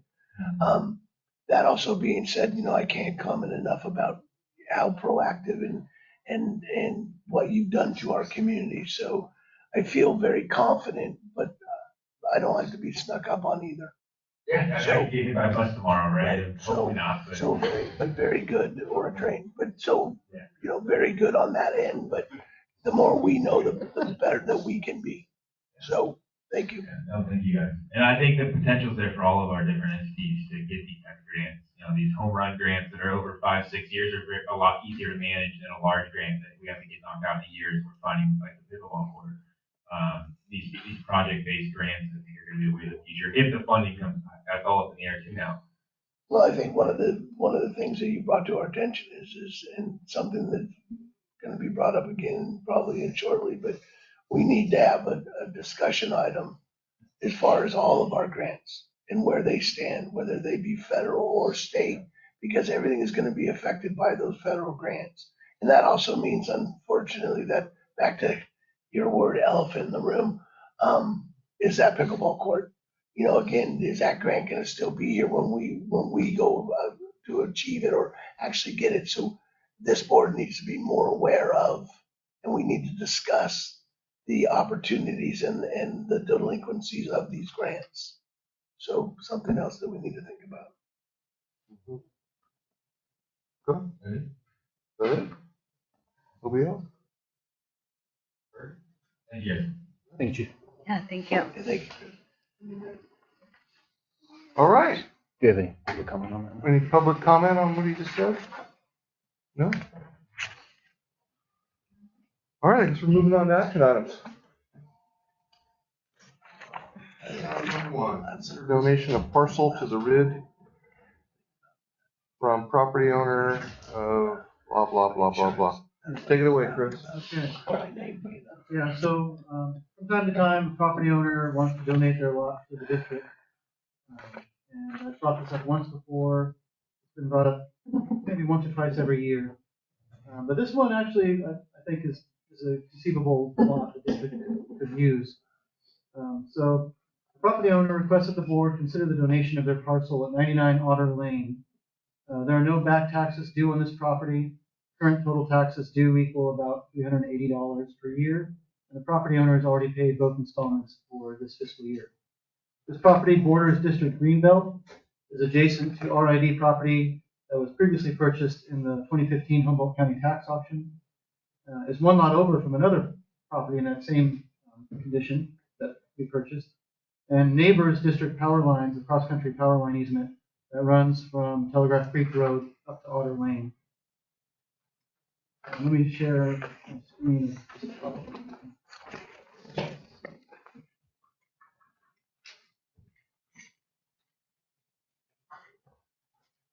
So the lot in question is that one highlighted in blue.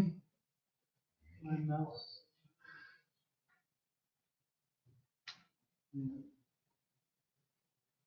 So the one we own is the one directly to the left as we're looking, and where the arrow is. We own that lot.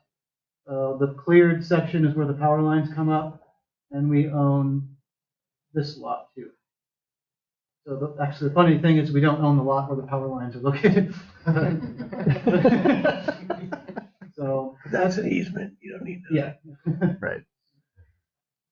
So that's the location. So I guess there is potential loss of property tax revenues, and potential, loss of hookup fees if applicable, ongoing cost of property maintenance if applicable. And so the recommendation is to either approve or deny this lot. So my question is going to be to John. What's your opinion on it, John, as far as your easements on your power lines? I would say this is one of the ones that would benefit us as far as just maintenance along the line through there. And theory, if we ever had to move it so straighter down the hill, we've already had to access down there once to replace a pole. We came in from the top and actually drug it all the way down to the pole that's up the hill. So there's no transformer, it's just poles. Okay.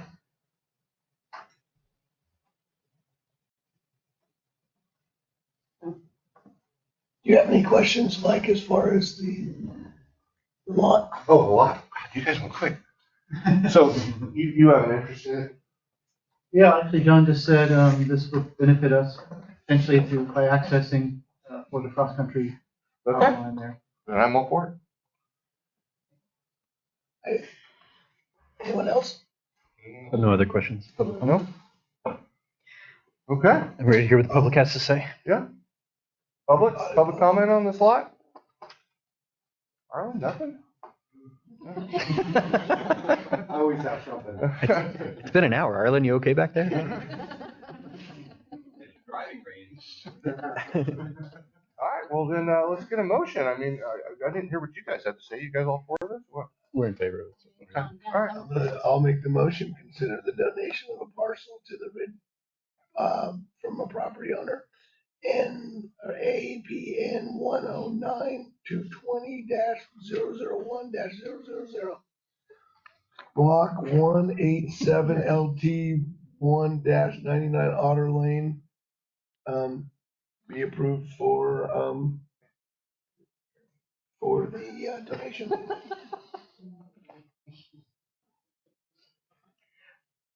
I second that motion. Yeah, there is. Roll call. Jeff Hilgren. Aye. Kristen Sanders. Aye. Les Bonheim. Aye. Patrick Shea, absent. Mike Solari. Aye.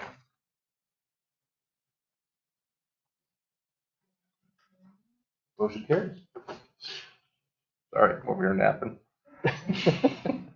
All right, let's move on to action item number 2. Consider alternate member for the Parks and Rec Standing Committee. Yes, Chris. So the board established the Parks and Recreation Standing Committee in December 2024 with the adoption of Resolution 2419.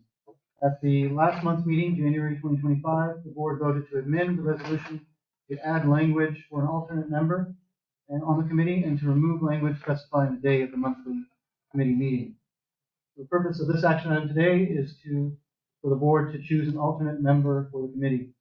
I included a list of community members that were either previously considered by the board or who have recently expressed interest in joining the committee. I do want to mention that I reached out to Mike Bruno and he is no longer interested in joining the committee, so you can just scratch his name off. So Pauline York, Josh Munchke, Denise Reed. One thing I also want to mention is there was a committee member that was voted by the board as a SCARF representative, and that committee member currently is no longer a SCARF representative. So there currently is no SCARF representative on the board, on the committee. Okay. And I did see on the Facebook post that one person did express interest as well, and that was Peter Baker. I'm sorry. Meyer, Dina Meyer. Close.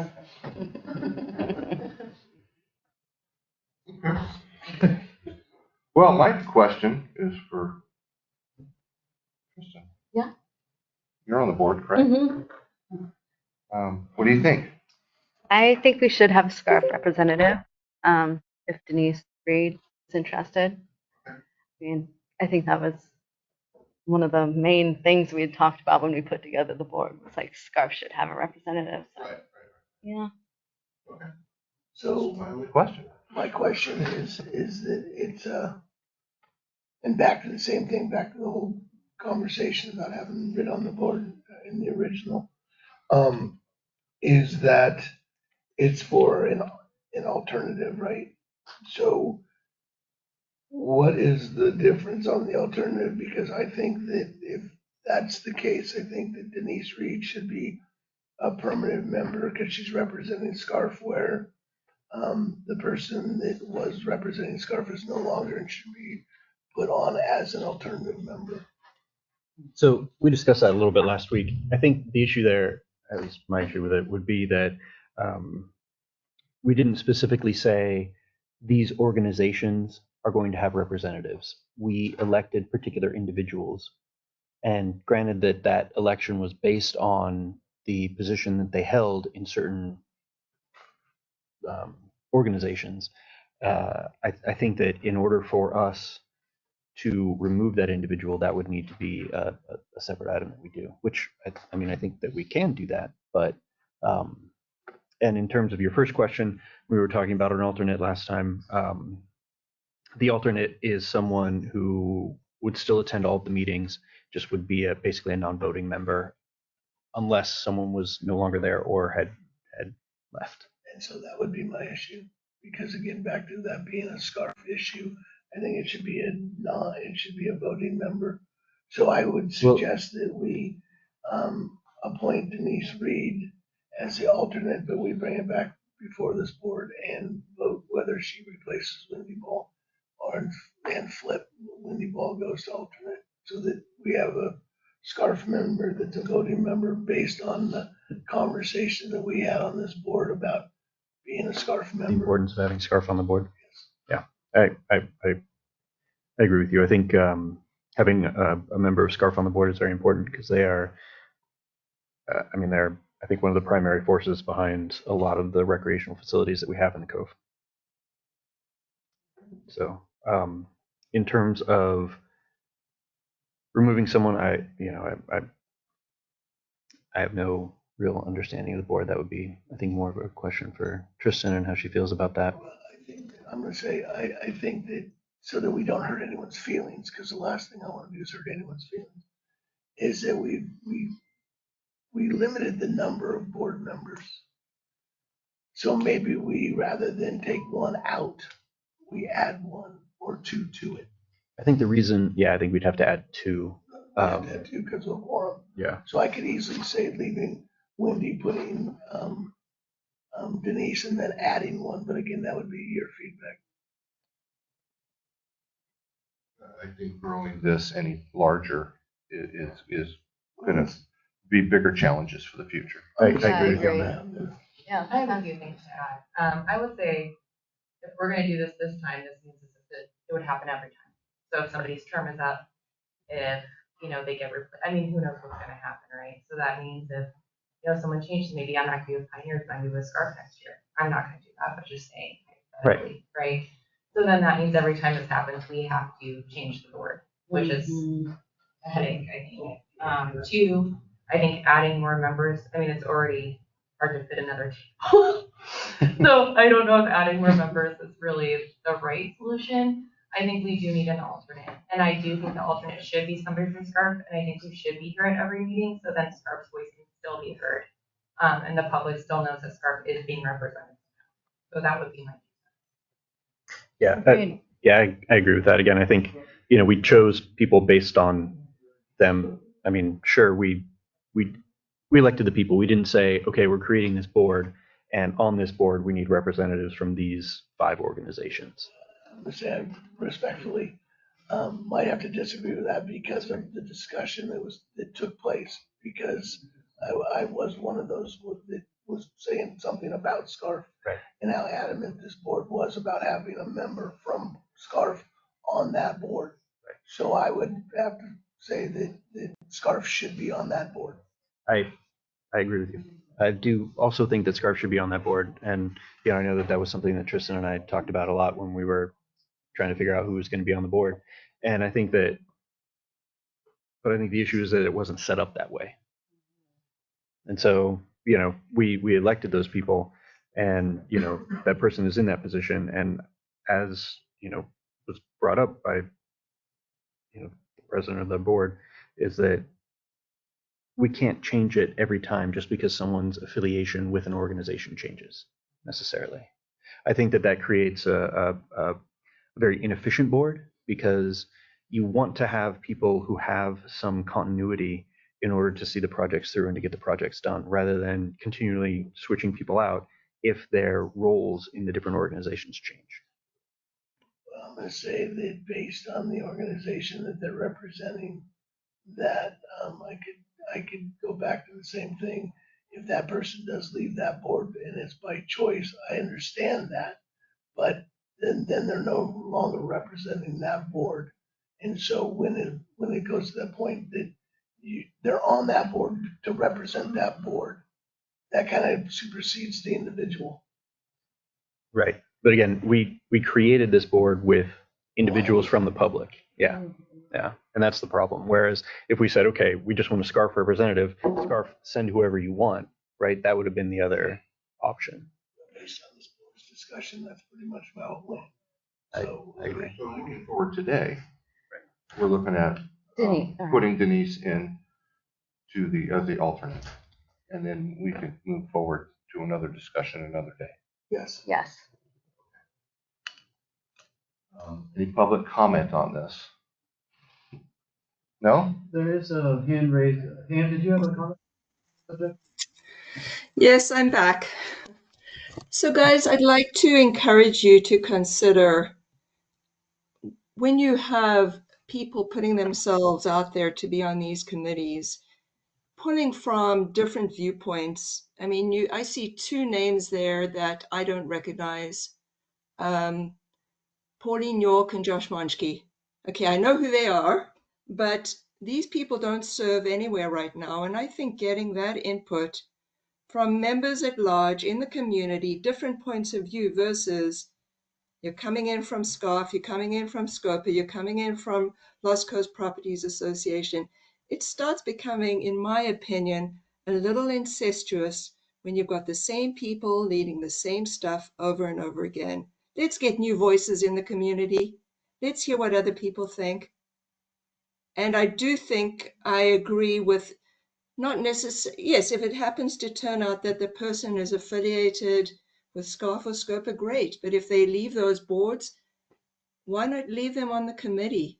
And and I suggest you don't expand the committee, because then you push it to the limits of inactivity because there's just too many people. So that's my opinion about this. Let's hear from the broader at-large community versus the same set of voices. Thank you. Thank you, Ben.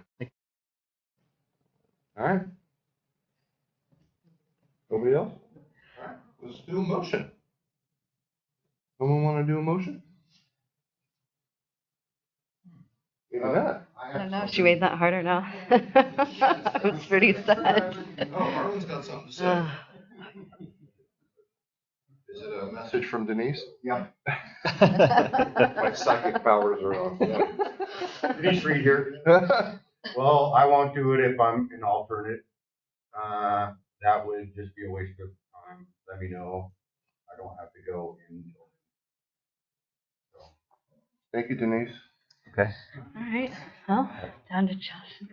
Pauline, are you still interested in doing it if you're an alternate? Okay. I'm not sure if Josh is here. I'm not sure who that is. Oh, I know. He's my neighbor. Oh, okay. He's Julie's husband. Yeah. Okay. I mean, he was really interested too. Darn. Torn. I'm very torn. Let's get I would personally Laura. like to see Pauline as well. Okay. Okay. Yeah, I tend to agree with you, but I don't really know Josh, so. I'm going to say that I have nothing but admiration for Pauline York. I would love to see her on the board, but I would also, based on Denise's comment, bring it back to the board about having a SCARF representative at a later date. Okay, well, let's just do I this think one as an today. alternate, I mean, It just is what it is, you it is know? what it is. Let's Yeah. put someone in the alternate and we can adjust things down the road. Yeah. Jessica? I would just like to point out that any SCARF member is always welcome to attend Yes. these meetings and voice their opinions. I'm not expressing that I think should or shouldn't be on the board, but saying and let you be known. Yeah, fantastic. Yeah. Okay. So if we're ready for a motion, I'd like to make a motion to appoint Pauline York as an alternate to the Parks and Recreation Committee. Okay. Second on that one? Second that motion. Roll call vote. Joshua Duchesne, absent. Beth Valheim. Aye. Jeff Hildreth. Aye. Mike Story. Aye. Kristen Sanders. Aye. Motion carries. Congratulations.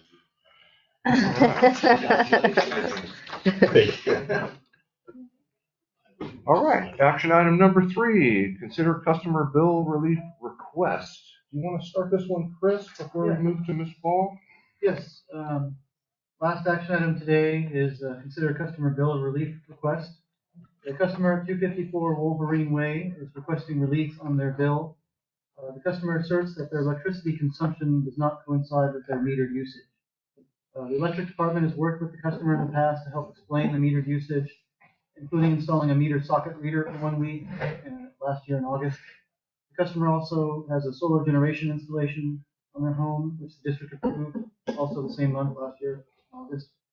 And it's also the same month that staff changed out a safer, more fire preventive fuse on the customer's electrical connection at the pole. This customer has been on various flexible payment plans to help pay down their outstanding balance. The district has waived hundreds of dollars in late payment fees. Staff have also spent numerous hours with the customer trying to help explain the bills. Ultimately, the customer disagrees with the bills and is now seeking a resolution from the board. And the customer is here today. I've provided a letter for her also. I've read the letter. Let me see the letter. Oh. Mm-hmm. You want to take the time to read the letter first, then I can. Okay, I'm a fast reader, so just me. Go back then. Take 5. You can take all.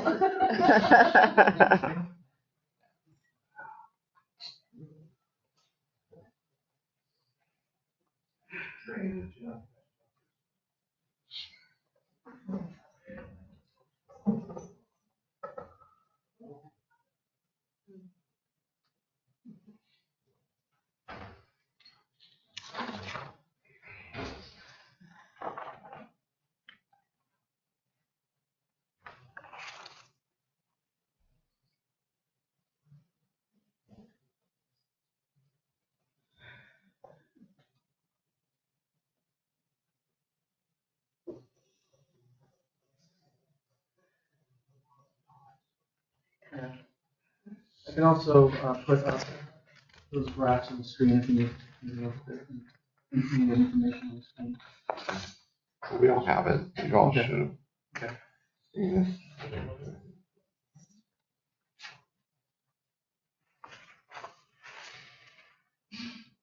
Oh.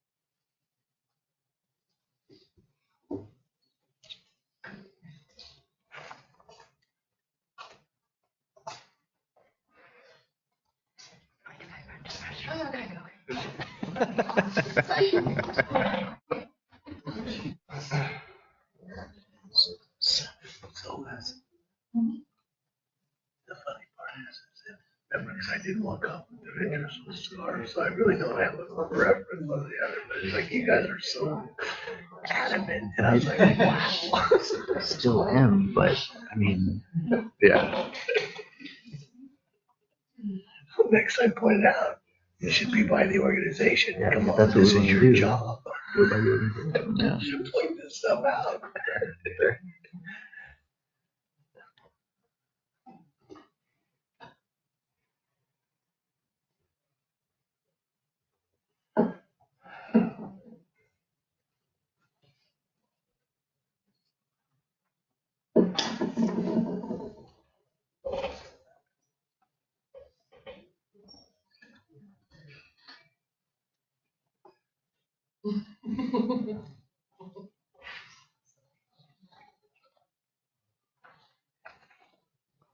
I could also ask, does the board have any questions regarding the electric meter or the fuse change out or anything like that, John?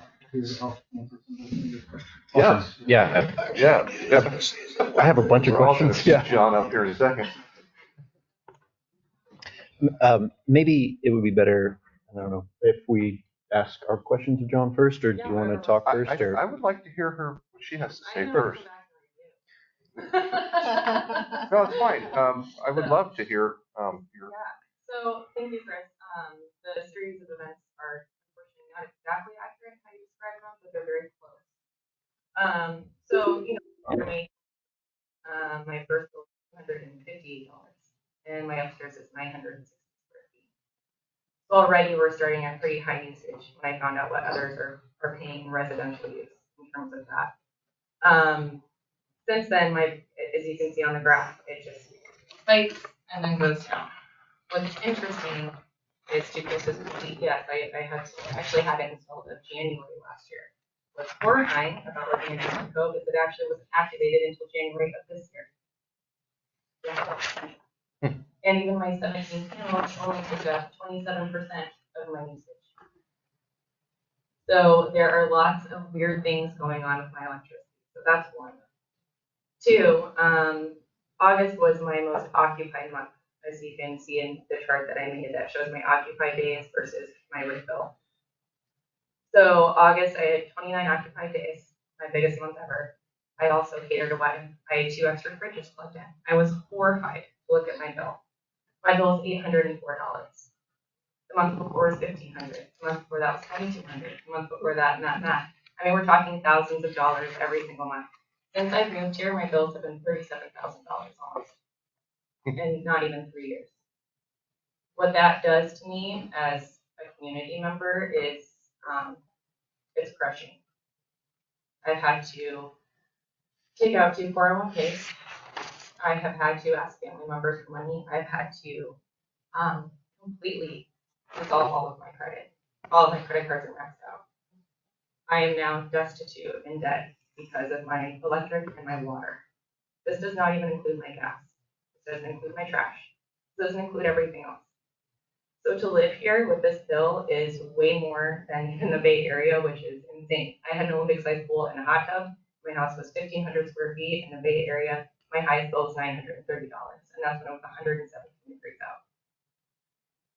So that all being said, also the constant that changed in August wasn't my solar. It wasn't changing my energy usage because that went up. The only constant that changed was work on my power line. My power line where I live, I don't have any neighbors. Nobody else shares that same line with me. Dawn came out, it worked for several hours, then all of a sudden my bill's $804. But they're telling me it's still my fault. It has nothing to do with them working on the line. But they're not electricians, they're linemen. They don't know. I've had electricians out. Nobody can seem to find my spec. I do have stock tubs, which are hot tubs. They're 190 gallons of water. They share 1 heater, which is energy efficient. I've had them on consistently since June of 23, which is what I put in that report showing my occupied days versus my bill. So that's why I only did it from that June of 23 until now, to show that. So what isn't adding up is my occupied days, which is when they're on, to the amount of the bill. It just doesn't make sense. It doesn't add up. It doesn't line up. So I'm kind of stuck because I don't know what else to do. I've had 3 meter reads. 2, one I had before Chris and I were in conversation with John. The second one I had with John and Chris, which really was, nobody could really tell me anything from them except for spikes. The third one was inconclusive, and that was during the earthquake. They were going to come back out and do it. That was after the power line was worked on, and it hasn't been put on since. So I don't really know what else to do, so I'm asking for relief from the board, because as you can probably empathize, $37,000 is a down payment on another house. What I could have done with that money is crazy. And that doesn't include my late fees either.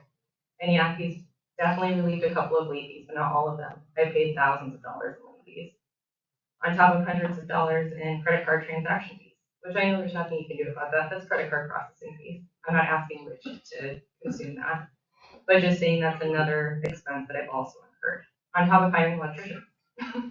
So there's been lots of expenses here and no resolution. And I also now have a solar loan that's not even helping. So I've changed out every switch, every outlet, every appliance is brand new, every appliance is Energy Star.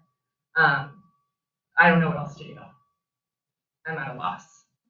So I'll let John give his piece and then I can come back and answer any more questions you all have. Okay. Thank you. John? Your professional opinion. So when we put the data logger on there, graphs it out and everything, and it's basically what the meter reads is like a water faucet. So the more you turn it on, the more water flows through. The more you turn off, the less water flows through. So on that there was a constant on of like 30 to 50 amps, and then it would shut off, and then come on, and then shut off, and then come on, and shut off. With the data logger, we can test the meter itself, which is actually, the data logger is more accurate because it reads it in 10-minute increments. So it was 385 kilowatt hours, and the actual read on the meter was 381 for the week we had it on there. Changing the fuse has nothing to do with the meter usage that's going through the meter. These meters are 99.9% accurate. When we talked to her about it, we said, hey, get a clamp on amp clamp and go around and test stuff. And they said they didn't want to do that, so. No, we had Seth Point come out, and he actually was with you with that. Yeah, but and after that, the second time, we said, if you get one of those, they're like $30, and then you can go to your house and look at stuff when it's on.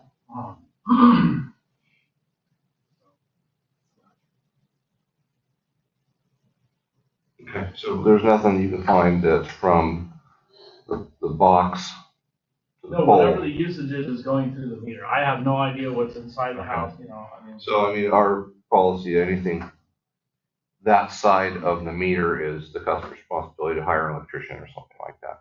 Just smart meter. An automated one, yeah. So, what is that that on and off pattern that you were talking about? What is that generally indicative of? Is that a standard for how lines work, or is that abnormal? Whatever's going through the meter is Whatever's shown on drawing. the graph. Right. It goes up and it goes down. With something, some sort of load coming on at 30 plus amps, and then it's up to there's like 50 at times. Okay, so let's pretend like I know nothing about electricity. Just pretend. Is 30 amps a lot? Like, what is that? So what? Like, give me an example of what 30 amps would power. Water heater. A water heater. Water heater, stock tubs, welder. Welder. Okay. You know, like 3 lights. Okay. Something like that. And so in another home. Not actually these lights. Yeah, like big lights. Yeah. So in another home. So let's say that I hook that up to my home. Would I have similar things? I mean, I've just got a fridge and stuff like that, right? Like, I don't have a hot tub. I don't have a welder. I don't have big lights. Would it be a more consistent? Another customer's house, because they were complaining about high usage, and I went down and talked to him, and I said, what time do you guys start making dinner? He said about 4 o'clock, and I said, well, is your oven electric? And they said, yes. I said, your oven comes on now, and then it turns off about 8. So from 4 to 8, you're running that oven to cook dinner. And he goes, oh, well, that makes sense.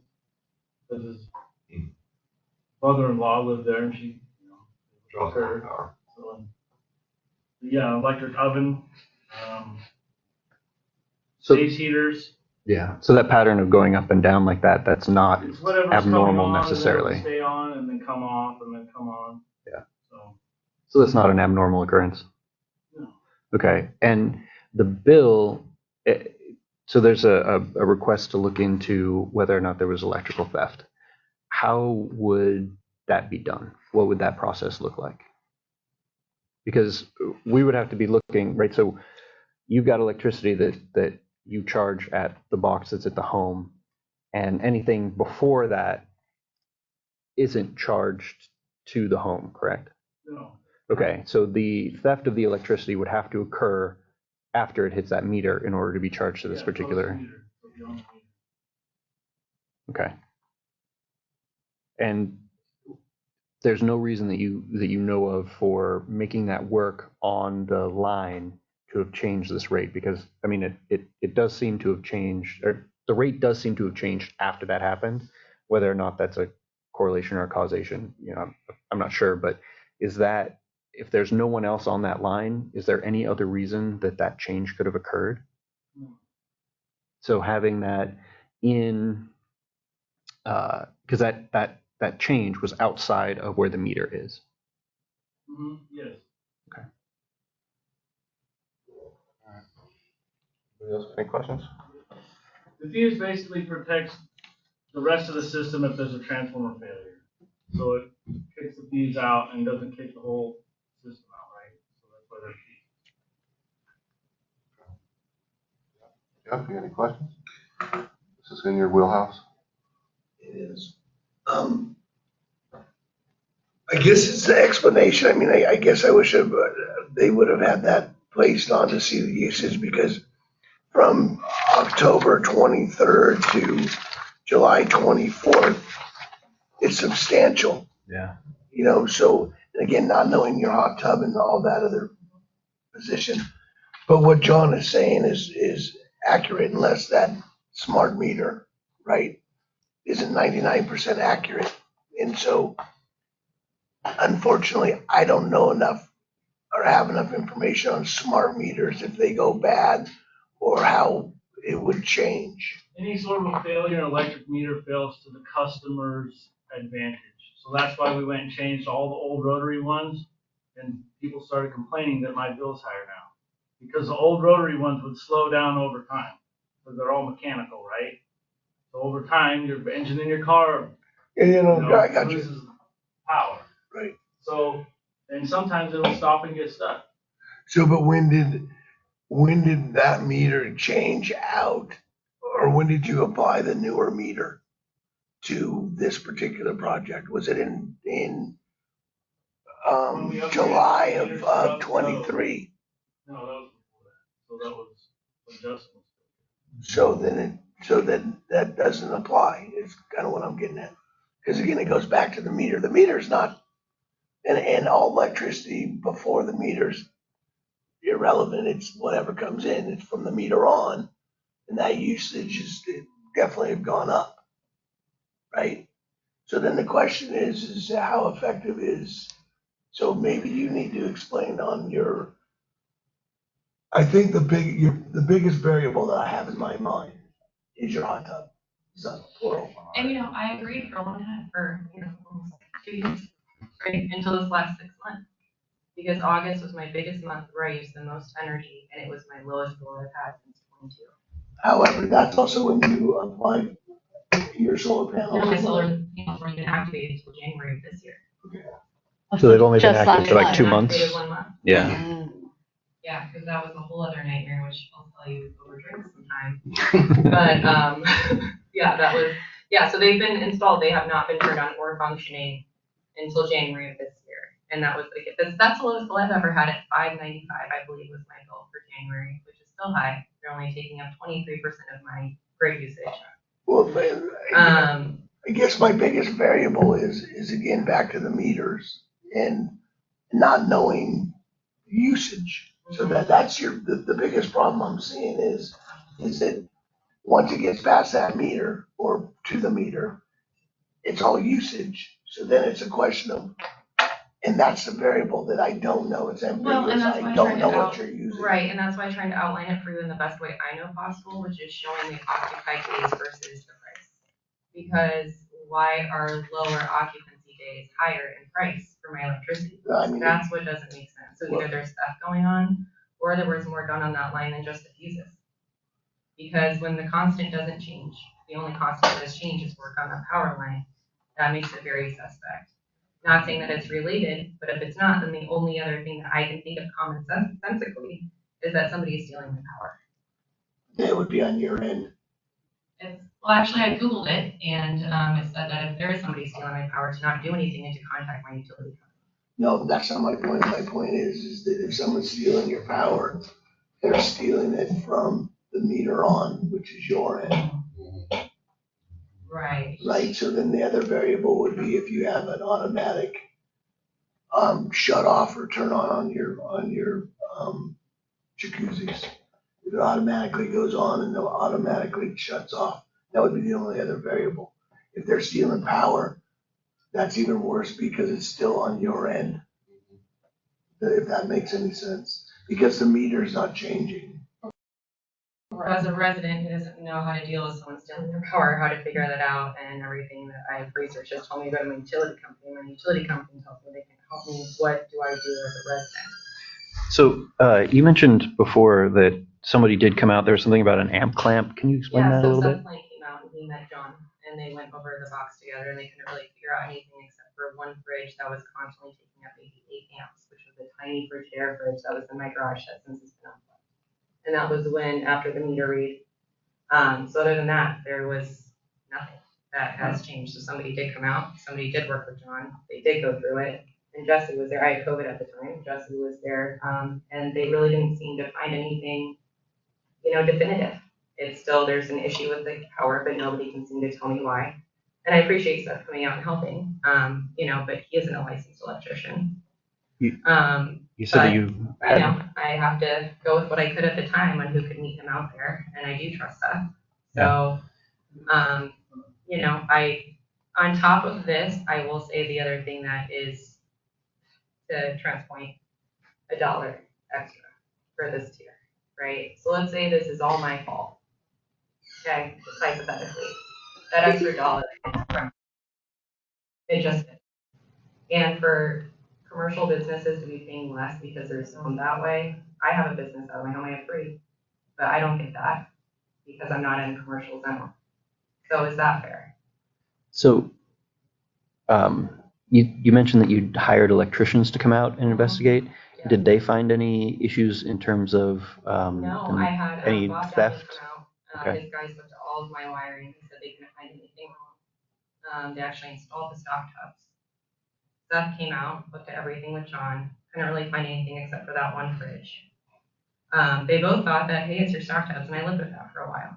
But then when they came out and worked on the line, and then all of a sudden now my bills consistently for 5 months have been between $600 and $800, I now have to bring it to the board and say, hey, there's something wrong. And I don't know what that is. So. I wanted to mention something. Jerry Jackson made a comment online about what about the sump pump for the septic tank? I had a heater problem with his, which pulled a lot of amps due to the float switch being broken. He doesn't know if you have a septic tank. I do have septic. Okay. Yeah.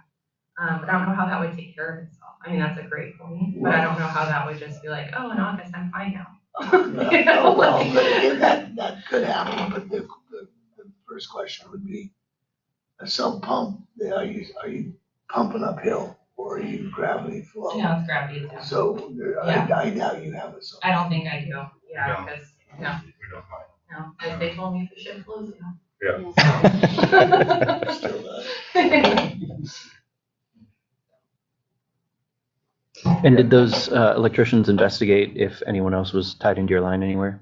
Yeah, they couldn't find anything. They couldn't find anything. Okay. I don't know. I don't know. I don't even know how this works. I don't even know how you find that. I don't even know, quite frankly, who to trust at this point to even figure that out. And so that's why I'm also asking for help, recommendations, suggestions. Greg can help me find somebody and go investigate it with them. I mean, I don't know what to do, but that's why I'm here. For 2 reasons. One, to figure out what's going on, because there's clearly something systematically wrong somewhere. 2, relief, because it's just insane how much I paid and how much I still have to pay. How much do you owe currently? Oh God, I think it's like 3,000. We're at like 3,000 now. And my problem is when the bills are still $600 to $800 plus, $300-$400 in the payment plan. Yeah. I can't afford that. I mean, my mortgage is $2,100 a month, and that's almost my rate bill. What's your, do you know how much of that 3,000 is late fees? It's not late fees. It's Okay. just payment plan. Okay. Mm-hmm. So do you know how much you spent in late fees? I did add that up. I think it was about $2,200. Okay. If someone's stealing your power, they're either plugging in a plug when you're not there, or they've hotwired somewhere, a plug is plugging in. Someone's, if they It are. would have to be hotwired because I don't. But that again, that would have to be you trying to do the research, because I have to go back to what John said, that after the meter, it's all you. Mm-hmm. So that's the issue right now. Right. Is after the meter, it's you, and we're not finding out that it's from that meter. What I find interesting is someone just stopped stealing the power in August when they work on the line. That's what's interesting to me. And that's what just, again, coincidental is very coincidental. And that's what is just, it's just hard for me to swallow that it's on me or someone just quit stealing my power the same month someone worked on my line. Well, it's coincidental, but I'm just going to say that really, John, for our IT working on the line, is almost irrelevant because the line is before your meter. and this is from the meter on. So the line is not gonna impact your meter, is my point. Because the meter is what's leading the power consumption. Am I correct? I'm assuming. Yes. So, So if there's an issue with the power line, it doesn't affect the energy usage No. anywhere. No. Mhm. So if anything was fixed, It wouldn't be. nothing in the power line. I don't. Nothing from that meter back to RID is gonna affect your usage. It's from that meter forward is your usage. Yes, Arlen. Was there a grow room or? I am sure there was. It looked like there was. It was Sean DeVito's house. I obviously have not done a grow room. I have a greenhouse that's full of veggies and it's all run on solar and gray water. So no. I know some places that just had a wire just sticking into the ground that just didn't go anywhere, where they're still on the fuse box, they didn't turn it off, and it's just a live wire that's feeding into the ground. All grow rooms were terribly done. Yeah. So that might, by the way. Oh, my builder has been using insurance.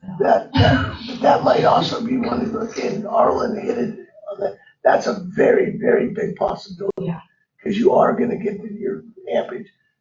The ground is a lovely absorber of power. You know, so that easily could be something that you need to check out. But again, back to that. An unbalanced box, also, you have two panels on both sides, you're collecting power on both sides. They need to be balanced. If you overload one side of your panels with too much power, that's I only another. have one side. Just one side, and then the other side is the meter grid side. So needless to say, I mean, again, it's. There is a fine young man who's recently certified electrician. Arlen knows him pretty well. Yeah, he's very talented. I've seen his work. Might be worthwhile to give him a call and maybe he could run it down for you. I'm no electrician, but he is. It's just a thought. So I have another question, if I might. So out of that one tier or the 3-tier. Jeff, can you turn your microphone, please?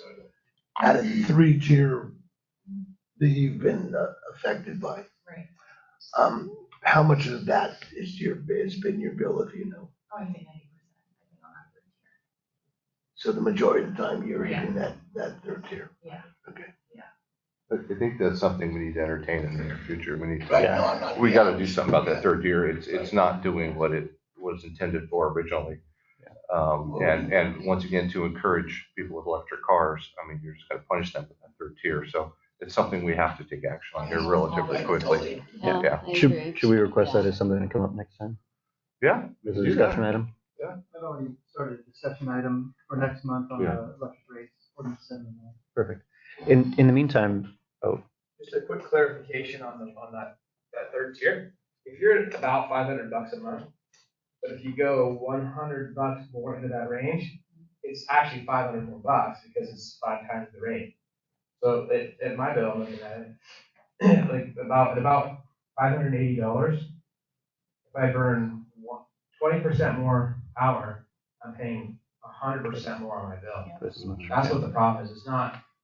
I got the same problem in my house. I'm like, how do I go from like 600 one month to 1200 one month back to 400 back to 800? It's because I entered that $1.26 tier. Yes. But that doesn't any short. That doesn't anything because depending on what day the meter's read, if it's on the 27th or the 2nd, if that 5 days you enter the bill, it's a 500% increase for that one moment.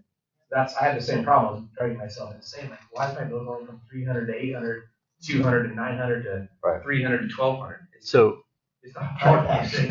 maybe that they're reading the meter a few days later and it pushes you into the use next. Too much power in that 3 or 4 day window, or like let's say your hot take come on for 5 days. In that 3 day window between the last meter and the next, and you ran the welder for 4 days, and you've got into that 3rd tier, it's 500% or 400% more. Right. So that's what it is. It's not. There's no stealing. The fuse didn't do it. There's no way. I mean, there's no way that the power changed because the fuse. It's because you entered that tier and it went up from 400 to 1,000 in 1 month. That's what I'm saying. That tier is killing everything. So, Yeah. that's the only way to do it. So, Chris, can we make that an action item next month, just in case the board wants to take action on that? I think so too. For the ordinance 71. Yes. I think that Yeah. unfortunately you're gonna be the poster child, but That's all right. I don't know that there's something that you can. I did want to share the graph I made, which shows exactly when she exceeded the 2,000 kilowatt hour. Okay, well, it's kind of hard to see, but my arrow is, there's 2,000, if you just look across that line, all the blue above that is the electric usage kilowatt hours per month. So that's when the orange line is the bill, so yeah, that's when the bill goes really high, when you get above that 2,000. And when you get down below, the green dash line is when the fuses come on. If you really want to do something, you figure out when your meter was read. Yeah. Trying to show that. Right, but I mean, it's not gonna change anything, is kind of my point, but. So, in terms of relief, Yeah, back on topic. I mean, I think if we could get an understanding of what those late fees are, I think it's reasonable to provide some relief as far as what those late fees were. Is based on what the board decides on what that tier will be going forward, is getting that credited to my account, right? You know, it would be retroactive. I'm gonna say that because if we haven't voted on it, we're bringing it up next month for an action item. Right.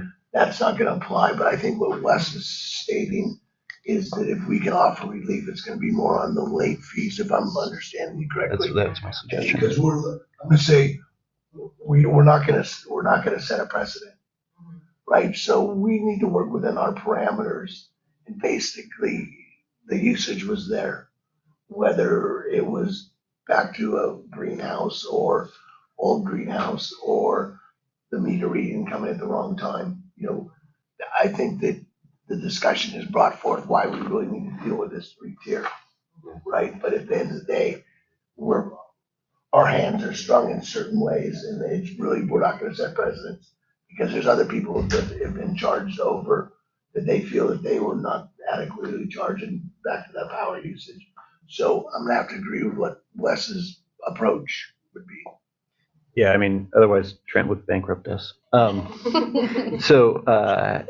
I mean, that would be, yeah, I know. You have to excuse yourself, Tristan. I'm excusing myself. Yeah, I mean, that would be my suggestion, is if we can maybe try and provide some relief today in terms of maybe something on those late fees. I'm not sure how the other board members feel about that, if we've done that before, or how we feel about doing that. We have waived late fees before. Yeah, we've done that before. Yeah, I'm on board with you guys. I'm doing that? Okay. Chris, how doable is that to waive for some of the other late fees? We can. Well, even if she's paid them, so let's say that she's paid $2,200 in late fees or something, give her credit on that for the $3,000 that she owes. And again, those are rough numbers. I don't know what the exact numbers are, but, to maybe provide some relief on that. Yeah, we can go back through the bills and add up all the late fees that you paid. And provide credit. And I believe that that's the only type of relief we can offer. I agree. Yeah, I agree. Okay. But I do agree that our late fees are pretty significant, so hopefully that can. But I'm gonna say that based on those late fees, and again, back to this conversation that we're having, is this 3rd tier that Mike has brought up that we need to address. Right. So I think it's awesome that we're gonna be addressing that. Yes. I agree. And, to the extent that. The community thanks you for it. Unfortunately, like I said, you're probably the poster child. Yeah. And very sympathetic, I think.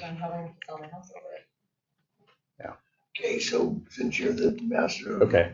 So I would like to make a motion to have staff work with the owner of the property in order to provide her with a credit of the late fees that she's paid to date on her account, to be applied first against the outstanding amount. I would like to add, if you could, into that, for relief. For relief from the situation. I will second that motion. Roll call vote.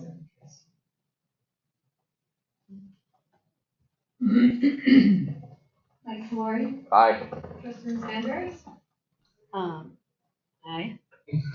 I'm still I feel pretty heated about the bill, so I don't even know if I should be saying anything personally. Well, I mean, it's not a direct conflict of interest, right? You don't, do you Okay, well, invest I in know her my- companies or, yeah. No. Okay.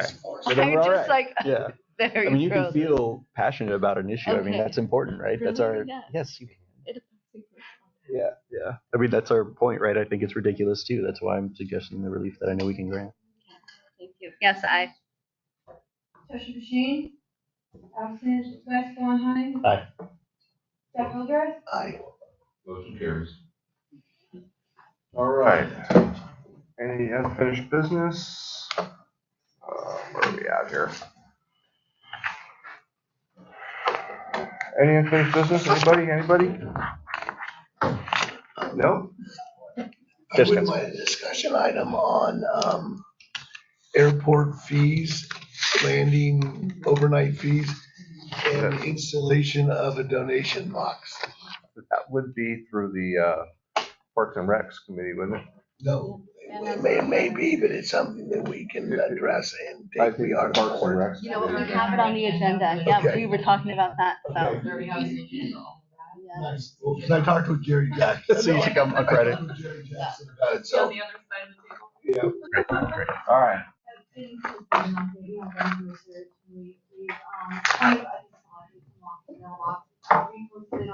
I've ended the airport, I was in signage. And Nice. envelopes. And so I thank you for that. Excellent. Thank you very much. All right. With that being said, we'll adjourn this meeting 11:58.